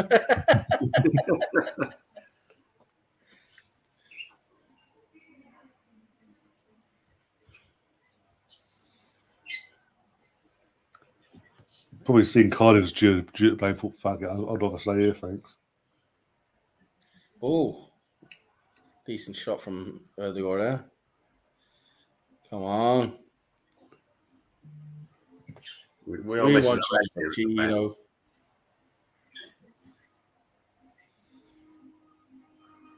It's 4-1. Come on, you can bring on Charlie Patino now. Rest Erdogan or. I say Erdogan, yeah, because obviously he's paid more than Smith-Rowe. Well, Smith-Rowe's only had a few appearances here and there, hasn't he? Martinelli's coming on, and Gabriel. Why are they bringing on Martinelli? I don't want this. Why? What was the point of making a big deal on Twitter that Charlie's on the bench if we're not going to play him? Oh dear.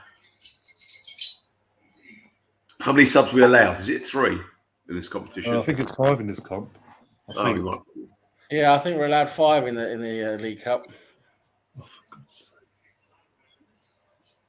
So we still have 2 left, but it's still frustrating. I want to get some proper time on the pitch. Go on. That's what we feel through.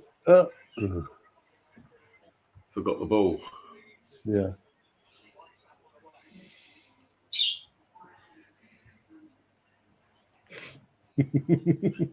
I can't put that up in the stream down. I can't put that in the stream. Sorry. Brownie popping the blue stuff. Oh dear.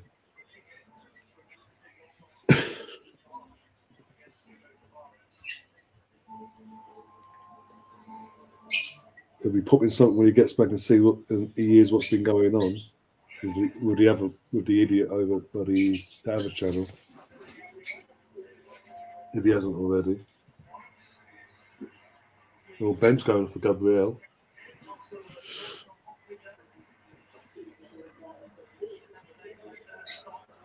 Come on. Steve in the chat saying Charlie will be on in 14 minutes. Oh, this guy's gone off. Martinelli.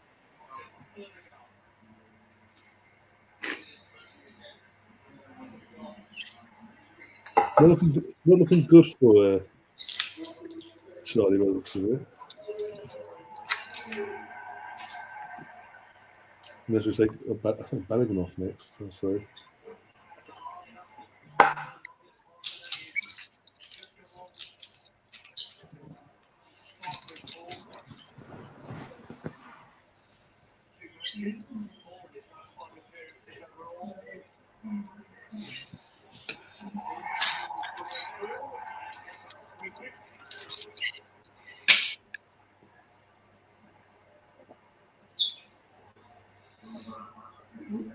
Oh dear.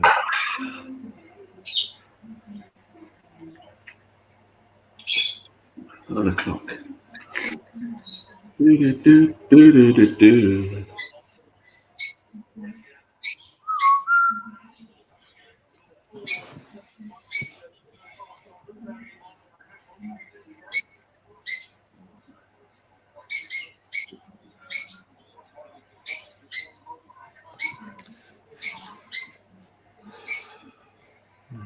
Let's see what they do with this free kick, Sunderland.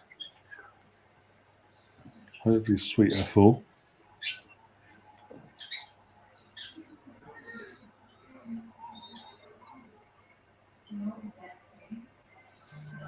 Is that a shot? Oh my god, almost scored. Fuck's sake.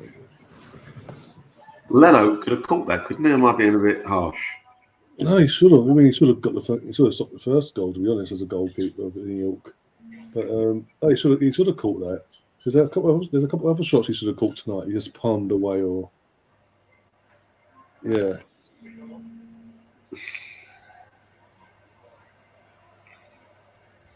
Like he's doing it for the cameras. It's a little like, oh, look at me.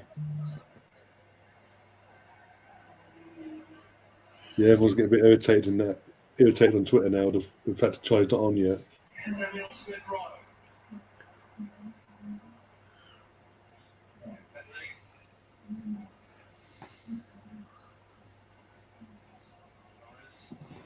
Oh, you dirty bastard! Just took Martinelli out. That's why I don't want us to play these type of players in games like this.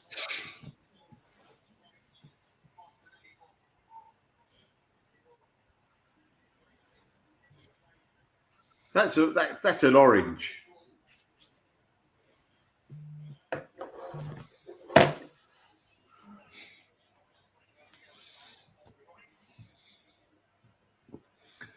What's even worse, Mel? We've got Cedric and Pepe standing over the ball now. I know, everywhere. I hope the ball boys are ready. Yeah. I hope they stop the jumbos flying over. If Cedric takes it, he's not going to get beat. He won't even beat the fucking wall if Cedric takes it. Why would you, if Pepe takes it, why would you have your right back over there? It's got to be Cedric. Yeah, I thought so. Cedric went for goal and basically went at the goalkeeper. Now he's completely out of position.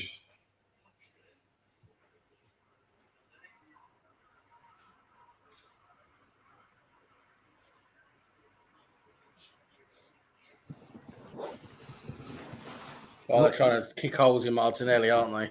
Yeah. This is why I shouldn't bring on Martinelli in a That's game what like I this. said. No. There's no one there. Oh my God! Are you George Bernard?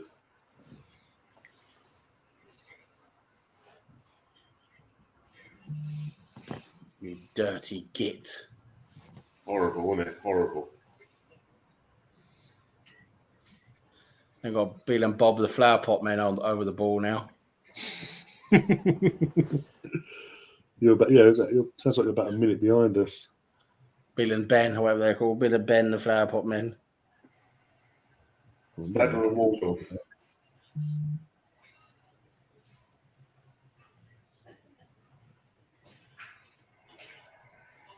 Yeah, it was Bill and Ben, wasn't it? Bill and Ben? Yeah. Yeah, Pretty it sure was it's Bill and Ben.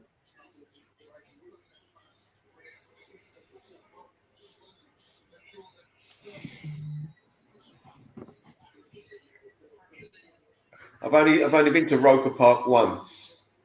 I've never been to the Lou Stadium flight. No.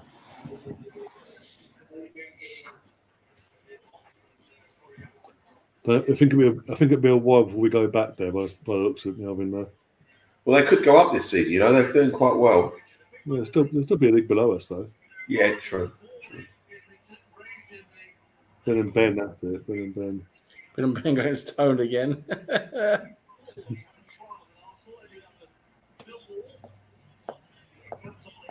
Gooch has gone off. Tony, I like Tony's comment. Brownie popping the blue pill a day before the Matrix, the new Matrix film.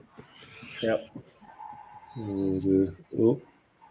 Why has the ref stopped and called for fucking Head injury, I think. look at the guy's sort of straight back up.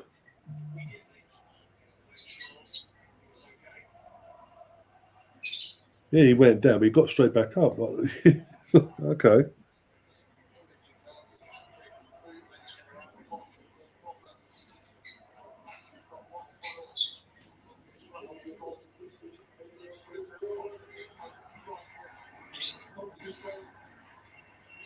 I swear to God, the child doesn't get more than. Come on, where's our substitutions? Oh no.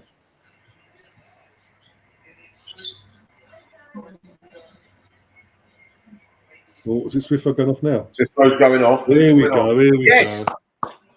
Oh, Charlie, Come on, Charlie. Charlie. Come on, Charlie. Oh, yes. Charlie Potato. Charlie, Charlie. Charlie, Charlie, Charlie, Charlie Patino. 87. If he Yeah, that's scores, his squad number. yeah, that's what I'm I just. just want to touch the if he ball. Really scores want that, to touch. we've got more than 10 minutes to do that, so there we go. Come on, Charlie. I'd love to see him get a nice couple of touches on the ball. Oh, and then he has to give it to him first, so he won't do that.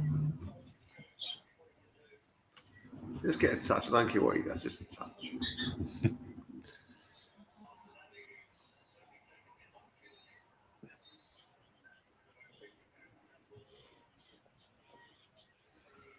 Hit his chest, but okay, give a handball. Cool.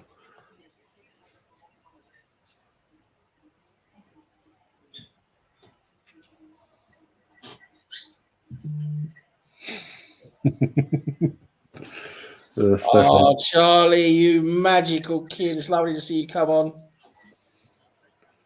I waited for this for so long. We all have, to be honest.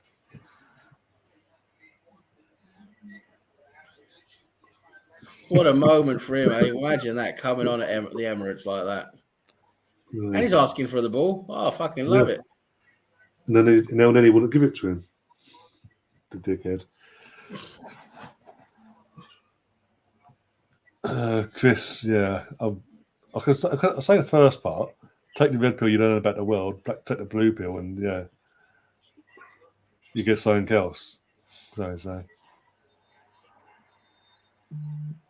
Well, now might need sound again. Great.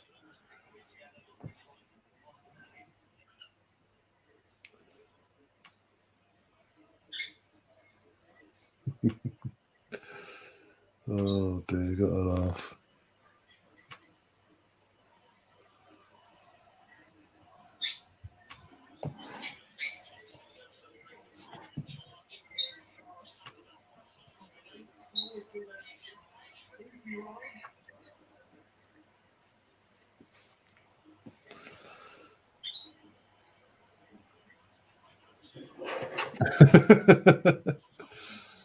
Sorry, literally, there's a showing the camera's panning around the stadium with all the fans, the lights on their phone, singing the Charlie chant. What would you say? There's a stopping plane. Basically, the Sky cameras have started panning around the stadium. Yeah. Half the stadium have got their phones out and the lights on. Singing, oh, Charlie, Charlie, Charlie, Charlie, Charlie, Charlie, Patino.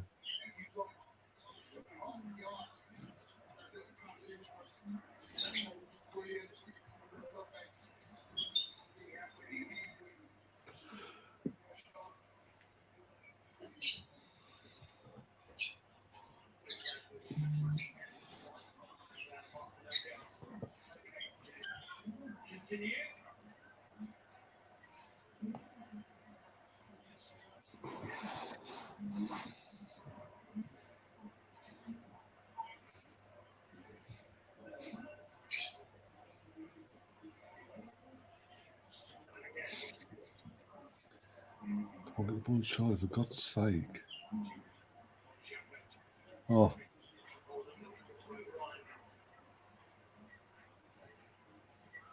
Didn't Charlie touch it a minute ago? He was asking for it, but I don't think he got giving it, though. No, no one's giving it to him yet. I thought he did. I thought he touched it. I thought he gave it to someone.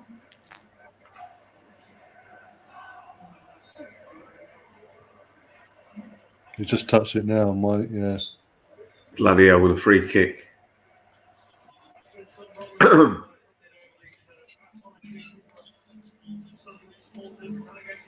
Again, fair play to the Sunderland fans are staying for the whole duration of this, not leaving at all. But the entire way. They might as well. I mean, they made a long trek, haven't they? Yeah, good luck getting back at this time of night. Oh, God, bloody hell, what a shot. Go on, go.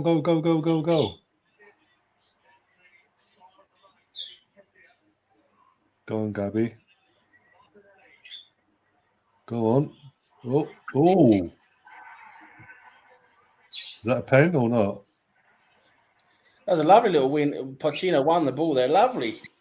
Is he gonna? I don't think he's giving it.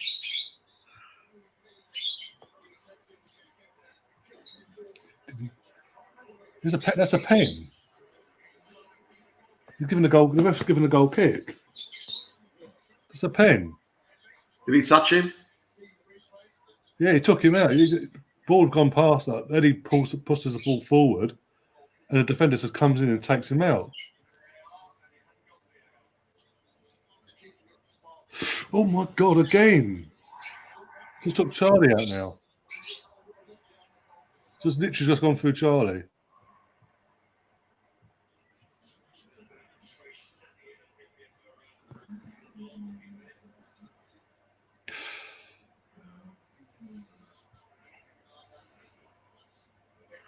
Yeah, Mark saying in the chat that's doing a pen. Before this thing, I mean. Seriously, can anyone else not take a free kick apart from Cedric and Pepe, apparently? The reason is they don't want him in the middle. One of them would be Bog useless, seeing he's like 5 foot nothing, basically.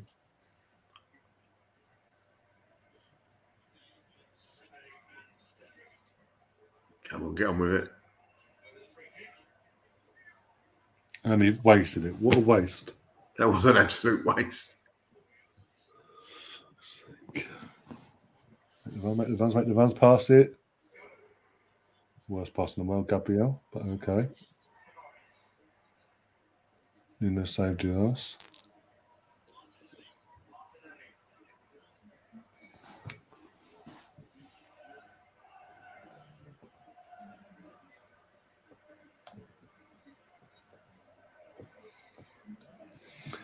Assassin Eagle in the chat is saying into the semi-finals we go.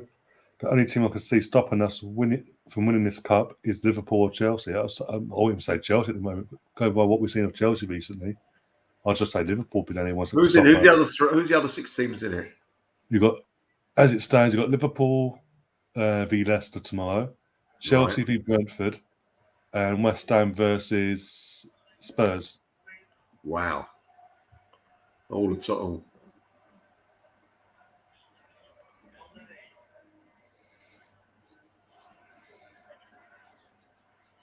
And going by we're going to buy because we're playing the semi-finals in literally a couple of weeks time.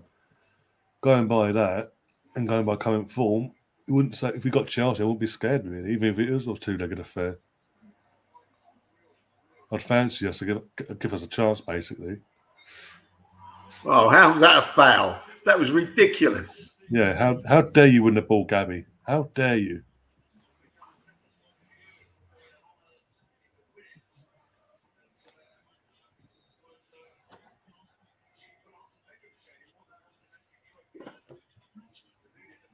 You're not 10 yards, mate. Get back, Gabby.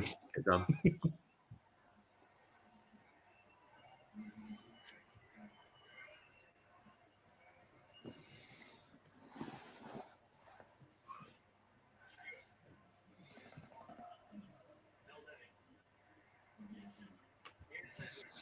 Oh, typical Liverpool fan again. Cheddar saying FA Cup and League Cup, Liverpool don't really care. You say that now, guarantee if you get to the final, though, you'll be begging to win it. And if you do win it, you'll be like, oh, it's the best thing since sliced bread. Yes. Anyone else wins it? Oh, it's only that cup. It's only that cup, isn't it? Come on. Yeah. I remember that now, Cheddar, if Liverpool get to the final.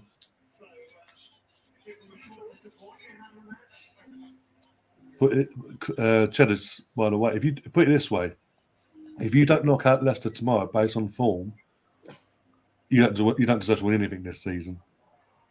Oh, go on. Oh, lucky.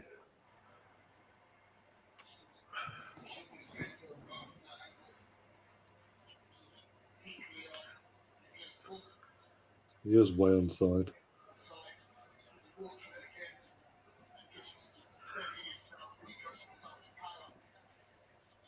So about 4 minutes injury time, I say, all the stoppages we've had. 3, I reckon they'll give 3. I think the referee's cold. They only give 3. Like he says, I mean, in general, about Klopp doesn't care. Yeah, Klopp's never cared about the League Cup or FA Cup, to be honest. That's why since he's been around, he's never gone far in the cups, have you? Domestically.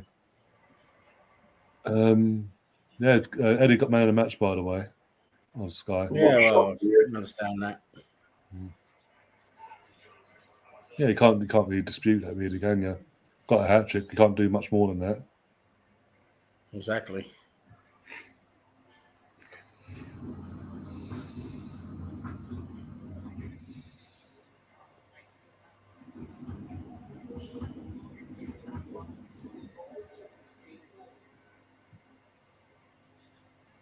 I mean, Pepe is in acres of space, and El Neni wouldn't give him the ball. Literally, he's there like, I'm here, hello.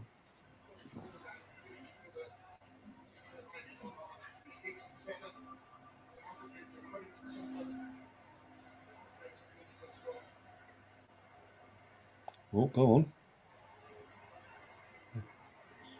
Yes, Charlie, yes! Charlie scored. Yes. Charlie scored his debut. Fuck me.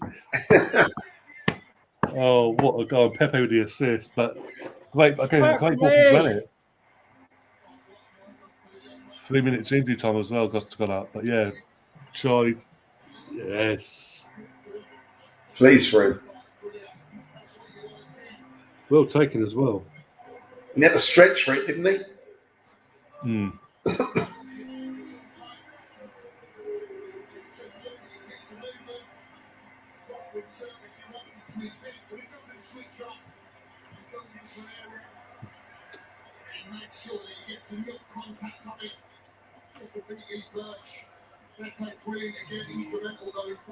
Took it well, actually. Better than I thought. Yeah. Well picked out from Pepe Oh, as well. He meant it. He meant exactly what he did. He's got a huge reputation to live up to. Yeah. A fair play to him. So happy for him. Oh, lovely goal. Beautiful goal. Just slotted in there. Lovely. Senior debut, he scores. Can't again. He's only given, what, like 12 minutes as well, wasn't it? 13 Yeah, minutes? fine. Yeah, 13. Yeah, you're good in injury time. This could make a big difference, this change.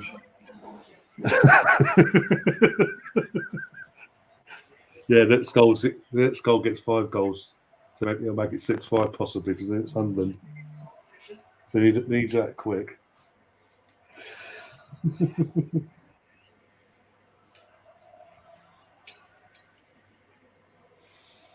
It was a far better second half performance from the team, to be honest, compared to the first half.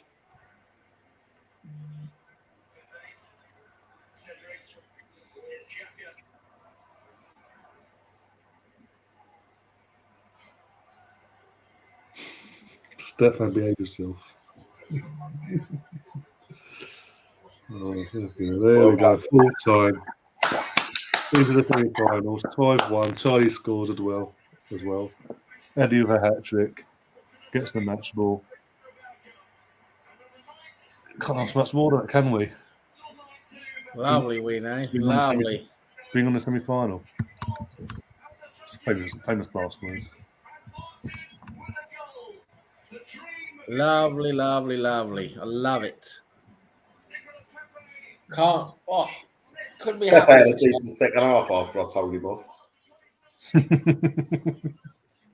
That's where you went on your secret phone in the dungeon. Couldn't be happier for Charlie. I think you'll be finding it hard to find an Arsenal fan that isn't happy for Charlie, and obviously for obvious reasons and all that. Just like we are, it's like that's all I wanted. As he came on, I wanted him to have at least a shot at goal, but to be his first shot as well. Nice hug from the manager on Patino there.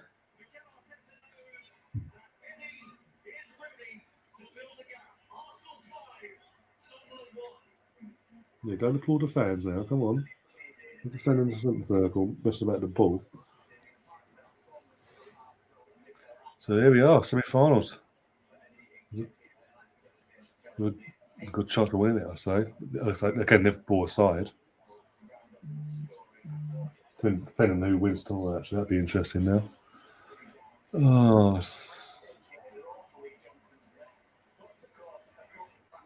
Like I said, it's a far better performance in the second half than we did in the first half. More clinical. Yeah. A lot more clinical. Well, a bit more flowy. It flowed a bit better. Yeah.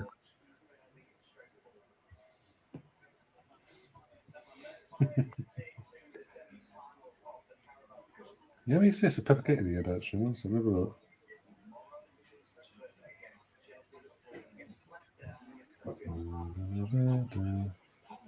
Choose. Back off. Let's have a look if it's shoes. Lineups. There we go. Yeah, Pepe got two assists in the goal. Nuno got an assist. Cedric got an assist. Did you realise the number 87 shirt is Saka's old shirt number? Oh, yeah. I didn't know that. He had that before he went to 77. Yeah. He went from 87 to 77, and then he got the number 7. The 7. Yeah. Fucking hell. No pressure there, eh, Charlie? Fucking hell. I hope they don't make too much of him now, the press and all that. Oh, what do you watch? Yeah. He's the greatest thing ever. There's overhyping now after one game. After 10 minutes. Well, is that a good start? Yeah.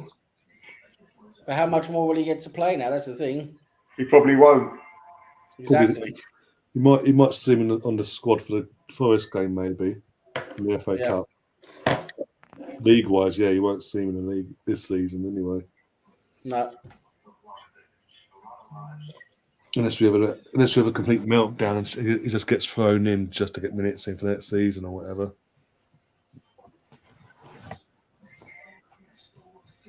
Again, it's a massive headache either way, whatever way you look at it, in terms of the cup side of things, for Arteta to have. In terms of his midfield options and attacking options, he knows now he can rest either Martin or Emil and have Charlie in either on the bench or starting in their place instead. I don't think Charlie's ready to start yet, do you? No, as in the cup games, like the FA Cup against Forest and things like that. I think if more chance of starting if we play someone like Forest at home rather than away. Yeah, But you know what I'm saying? He's got the options. It's good to have options. Oh, of course. And obviously when you do give them a chance, they actually take it. And I mean, it's his first shot as well at goal, and he went in. You can't ask for much more from him either. No, because in what time he had on the pitch. Oh my day! So yeah, I'm very, very happy.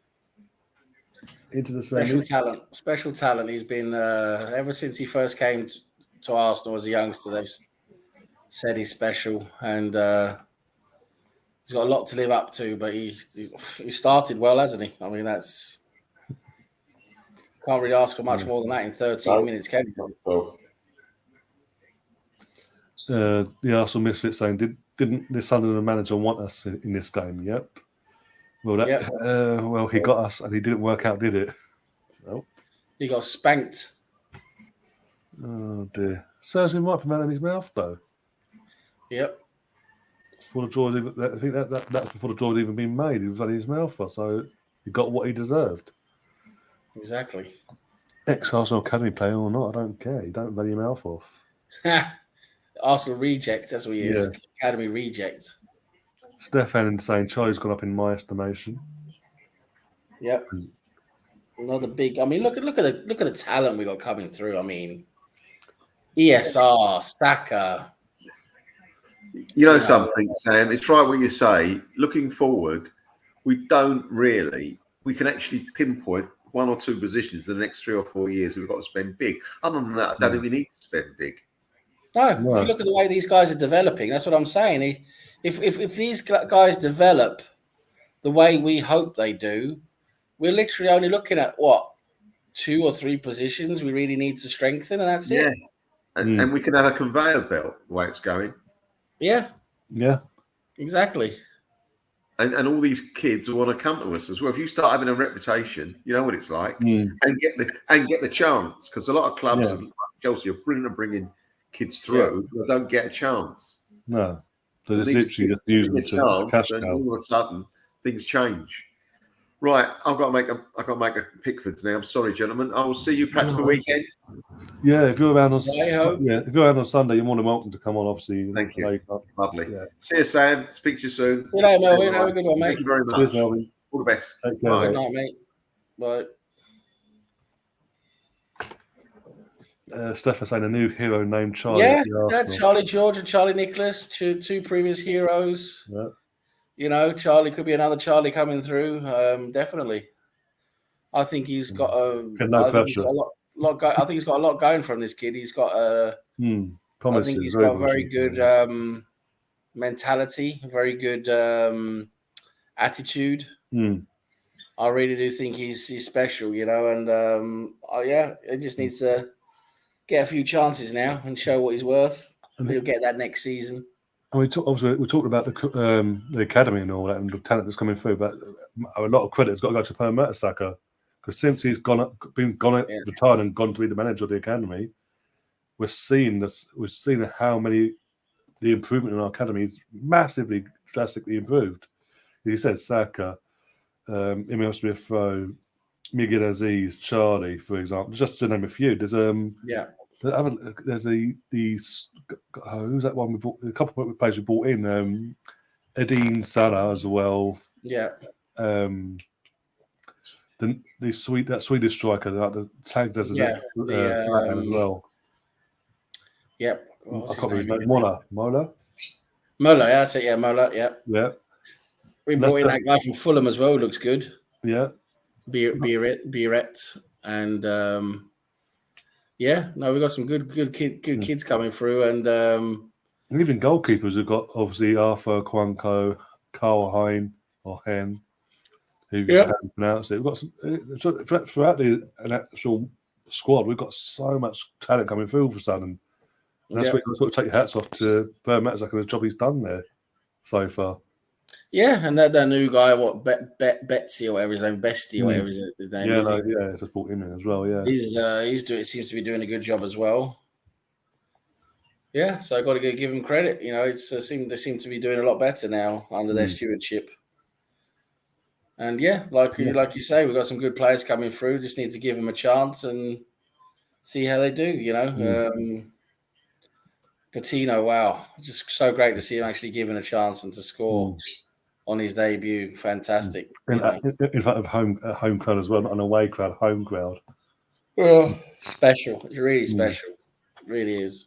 Yeah, Stefan's saying it's nice to see English kids coming through. And yeah, I mean, my mum, my brother, we've discussed it for years about the way football's gone since obviously starting off with Chelsea to take over there, and obviously where they've gone down the route. The academies of all clubs have slowly just been abandoned, really, not really had the attention paid to them they deserve to have. And the players and the young players that are going to the Chelseas, your Cities, and all that, bar Foden at City, no one else really gets a chance there. Apart from at Chelsea, unless there's a transfer ban, you don't get a chance there. Man United never really used their academy unless it's like drastically last minute, like we saw with Rashford all them years ago, and Jesse, when they had no one to play. We were known at one point. It was a part of our trademark. We're bringing through the youth from our academies, from George Graham era through the early years of Wenger and all that. And it sort of even that sort of died off after in the last few years before the Arteta came along. And it's good to see because these kids they'll snap your hand off and play for less than half the wages that these big names want to play for the club for. And then actually, and as we're seeing from this season, from our perspective, it's the young players that are not just coming through from our academy, but the ones we brought in that are hungry and they will actually give everything for the shirt and they actually want to achieve something. And they want to leave everything on the pitch. I mean, bloody, you can't ask much more than that. Right. No, of course, they've got their heart in it, haven't they? They give everything for it. They've got slightly different motivation, haven't they? It's not just money for them, is it? Again, as I was saying throughout the stream and other streams we've done recently, you don't have to pay through the nose to have a top quality squad or top quality player. There's top quality in your academies if you actually use your brain and actually use it properly and look properly. I mean, even now when you look at today, you know, even though he's had his problems and his issues and everything, Nketiah, I mean, he ended up playing. He had a poor first 20, 30 minutes, but he ended up playing quite well today and got a hat trick. You know, Nketiah, you have to give credit. Exactly. Where it's due. Even today, even though we've had we've said what we had to say about Eddie in recent times. He's turned up today. The first goal, he's at the right place at the right time. Say what you want to say about the goal, but he was there. It went in. And then the second and the third goal, in fact, you can't. The finishes you can't question. No, they're good. They're good quality finishes, both of them. Yeah, you know. Stefan's saying Nketiah's another guy's come through our academy. Yeah, exactly. Yeah, and the Wenger brought him through as well. He gave him his chance all them years ago. Yeah, and it was in this cup as well against Norwich. Yes, Stefan, I said Norwich. Could be the last home crowd for a while. Apparently, crowds in Scotland aren't allowed for the foreseeable. But the difference is Scotland are going overboard, aren't they? We're not quite going overboard yet. Well, Scotland, I heard earlier on, it was like 500, no more than 500 in the stadiums. It wasn't fully behind closed doors, like but you know what I'm saying. 500 is like. Wales have gone fully over, but they've gone behind closed doors as of today. Well, no one wants to see Welsh football anyway, do they? So Welsh sport in general, I think it is. You don't have any spectators there anyway, so apart from the rugby.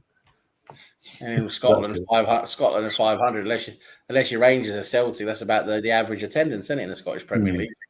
And then of all that, since that announcement was made by the government, there's been who was it?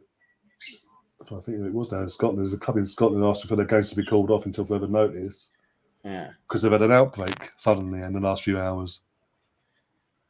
And then Celtic are demanding the league be put on hold until further notice, basically. Yeah.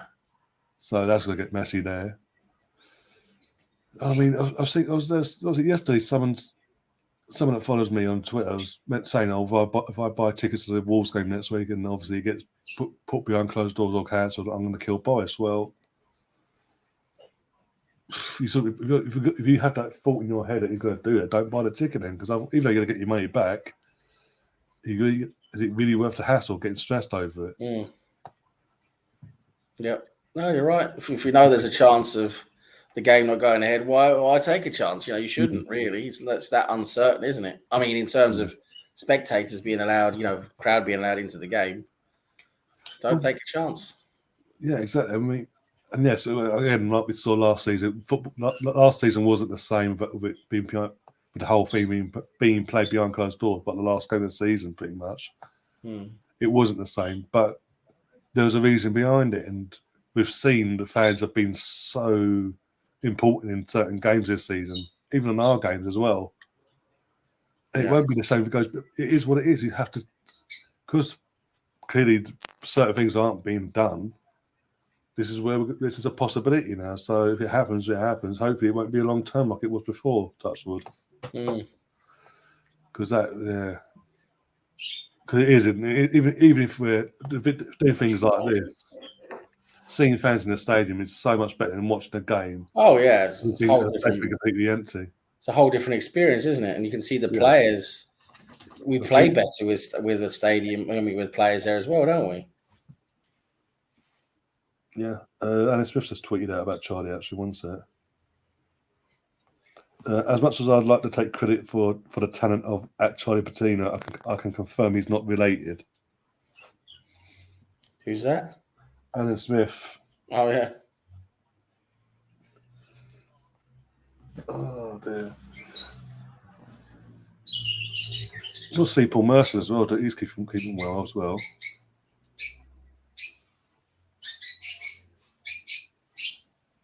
I think lots of Paul Mercer. I think we missed a trick there, like bringing him in as how we never brought him in as a club ambassador or something like that. Yeah. Because again, he bleeds the club, and people have. Yeah, he has his moments where he says things that might upset the fan base, but he's an ex-player. He came through again, like Charlie's and all that. He came through the academy in the first place. Yeah, he's been there. He might be a Chelsea fan, a Chelsea supporter as a kid and all that, but his heart is in at Arsenal, so he can't. You know what I'm saying? But yeah. Anyway, let's have a look through the chat quickly. Trying to trigger me, says Pat, because I mentioned Norwich. Wait till Sunday then, when it's going to be in the title. It's going to be in the title, the thumbnail everywhere. You won't be able to escape it on Sunday. I think this is the future. Every year a variant will be invented. Starting to come. Hopefully not, because that's just get ridiculous and people just. No, I think this Omicron is going to be pretty much the last of it because it's so weak. In terms of the actual severity of getting it. Yeah. It's basically become a very, very contagious cold. That's what it's become. Yeah. And it's still going to clog up our system, isn't it? Because we don't really have a very good capacity. So, if you've got 1 million people with this, and you say 100,000 people need help, you're still going to be in trouble, aren't you, in terms of the NHS system. But the actual people actually dying from it and being actually severely ill from it, who aren't, either they have some underlying condition from before or something like that. Very, very few, very little. So I think this we should just let this go through everyone and get herd immunity basically, because when you get it, you become immune to it. So we should just let it go and it'll be the quickest and best way, because this closing down everything just creates so much more problems. It's a lot of problems that we don't need to have. Yeah, as we've discussed off air, it doesn't have. We've got a government that doesn't have a clue what they're doing. And no, it's just they just do things to cover their own tracks. They change their minds every day. It's like, oh, do we do this today? Do we do that today? What do we do? It's just hopeless, isn't it? Well, I already know there's an announcement coming on Monday anyway. Well, he announced today that Christmas is not going to be affected. Because The next point is going to be from Boxing Day. Something could maybe happen from Boxing Day, but at least until Christmas, we're okay at the moment. Yeah, I've been told we're getting something on the we're getting told something on the 27th apparently. Yeah. So the 27th, so something could be happening, but at least we're getting Christmas anyway. So I'm pleased with that. At least, touch wood. Hopefully, obviously, no one gets it ruined by getting positive tests. I mean, what was it? Someone put out a tweet. I think it was a tweet. Yeah, it was on Twitter. They're gonna have their booster today, yeah. Which basically you're having a dose of COVID put in here. But then afterwards, took a lateral flow test afterwards, and gone, I've tested positive. Of course, you're going to test fucking positive. You've got a part of the fucking virus in your body, you dumbass. Exactly. Absolutely. Jesus Christ. I literally was like, no, I can't entertain it. Oh, God.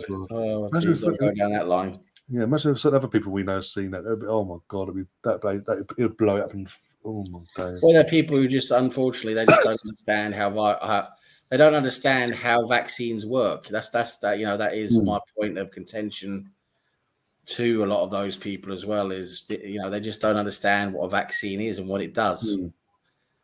People need to understand that a vaccine is not a guarantee against getting the virus.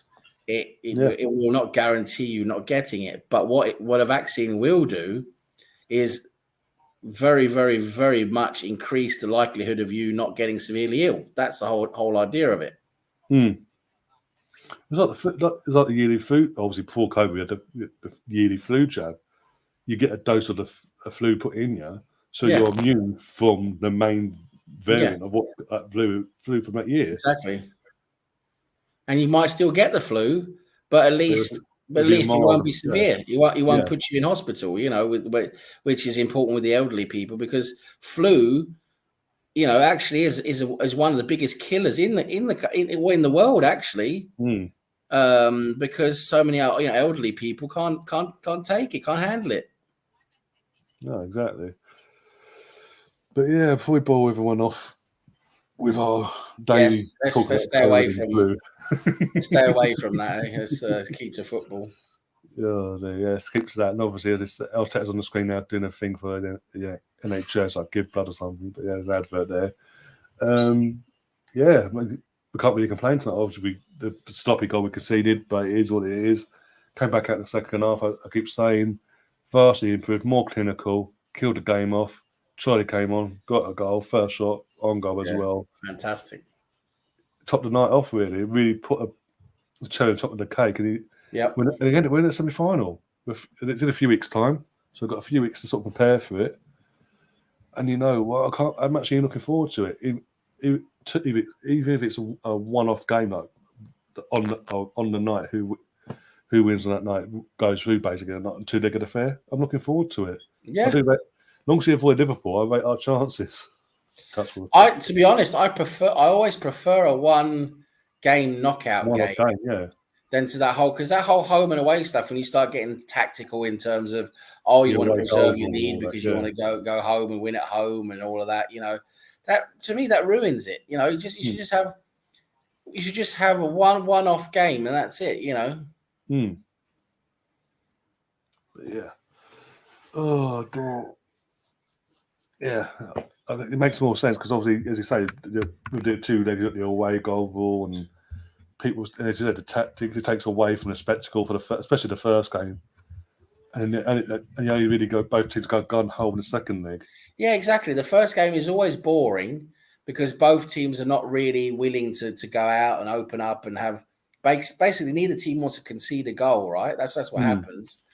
And then in the second game, depending on what happened in the first game, you get the same until about, I suppose the second half they start to bother about scoring a goal, don't they? I mean, what was it years ago when we first moved to that first season we moved to the end, which we got to the semi-final, we had to play that lot down the road. I mean, the first leg, we went 2-0. I think was it 2-2? I think it finished. We were 2-0 down, and Julio Baptista scored a couple of goals. Oh Christ! Yeah. I think so. We had the 2 away goals, but then that second leg was a weird one because we had the 2 away goals, so we were okay. And we obviously had to go via extra time because fucking we went 1-0 up. Adebayor scoring, but the away goals, the rule back then, the away goals didn't come into play until after extra time. So Adebayor scored, and then literally the last dying minute of the 90 minutes, fucking what was it? Mido scored for them. I was like, oh, yeah, Mido. I remember him. Fucking hell. Jesus Christ! But it said it's the second because obviously in our perspective we got the 2 away goals. We had nothing really to go for. As in, they had to come at us. Yeah. They didn't really go for us until literally, as you say, the second half. It's like, okay, cool, now you turn up. Yeah. I suppose, as I said, they did it last year. I don't know why they won't do it again this year. It makes more sense, especially with the fixture congestion that most of these teams are facing now. But yeah, I don't know what the draw is actually. It might be tomorrow. I don't know. I'll find out. I'm not sure, but it's. But I said I don't mind. Doesn't really matter really because we're pretty good in knockout competitions. That's pretty much our forte, isn't it? Yeah. Yeah. And it's been a long time since we won this as well. By the way, I was literally the League Cup because we've always with Wenger we always put out the kids, didn't we? That's the thing. You know, all the way unless we got to the semi-final, and even then was it the Wigan? No, even against Chelsea, we put out. When we got to the final against Chelsea, even then we put out the kids, didn't we? I remember Walcott. Yeah, put out Walcott and all that. It was like, I remember Walcott scoring a goal, didn't he? Yeah, because that in his words were because this team had got into the final, he thought it would be unfair that they didn't get a chance to play. And it's not off where we won it up, but obviously the experience of Chelsea the cream come to the surface basically, and they done what they had to do. Drogba being Drogba. Yeah, that's right. And the one year he didn't do it in terms of we got to the final in 2011 because he was desperate to end that hoodoo. Played his first 11, and we still bloody lost. It's Birmingham bloody City. Yeah. That was a joke, wasn't it? Jesus Christ. But yeah, I mean, it is what it is. But yeah, as I say, it's been a long time since, what was it, 93? The cup yeah, double? What a fantastic year that was because we had the FA Cup and the League Cup. Yeah. And that was the final. We won the final in the League Cup, but the FA Cup had to have a replay. Yeah. And Andy Linnigan in basically the last minute of extra time of the replay. Wow, what a game! Header, yeah. Was it the League Cup final? Was it Steve Morrow scored? Yeah. And then in celebrations, what was it? Tony Adams. Tony Adams lifted him up and celebrating, and obviously didn't hold on to him properly. Yeah. Went and broke his collarbone. Yeah. Broke his arm, didn't he? I think it was. Yeah, that was it. Yeah, I remember the pictures of the boys in the hospital with him afterwards. Mm. Yeah, no, that was a fantastic year. That was because that was Sheffield Wednesday. We played him miraculously. We played them in both finals as well, Sheffield Wednesday, and you got to think how harsh it must have been on Sheffield Wednesday to lose essentially 3 final games. The final of the FA Cup and the replay. Oh my god! Because they had a decent team then, Sheffield Wednesday. They had a pretty good team. They had what's his name? Viv Anderson, ex-Arsenal. He was still good. Yeah, tall midfielder. He was still good. And they had the likes of John Harkes, the American. He was pretty good creative midfielder. Mm-hmm. And they had who was it in goal? Was it? I'm trying to think now. It's going way back now. Bloody hell! Who was in goal for Sheffield Wednesday? It was. Have a look. One second. I've got to try and Google it. One second. Al back. I want to say it's not Tim Flowers because he was Blackburn, wasn't he? Blackburn, I think. Yeah. Sheffield Wednesday. One sec. No, yeah. Oh, for God's sake.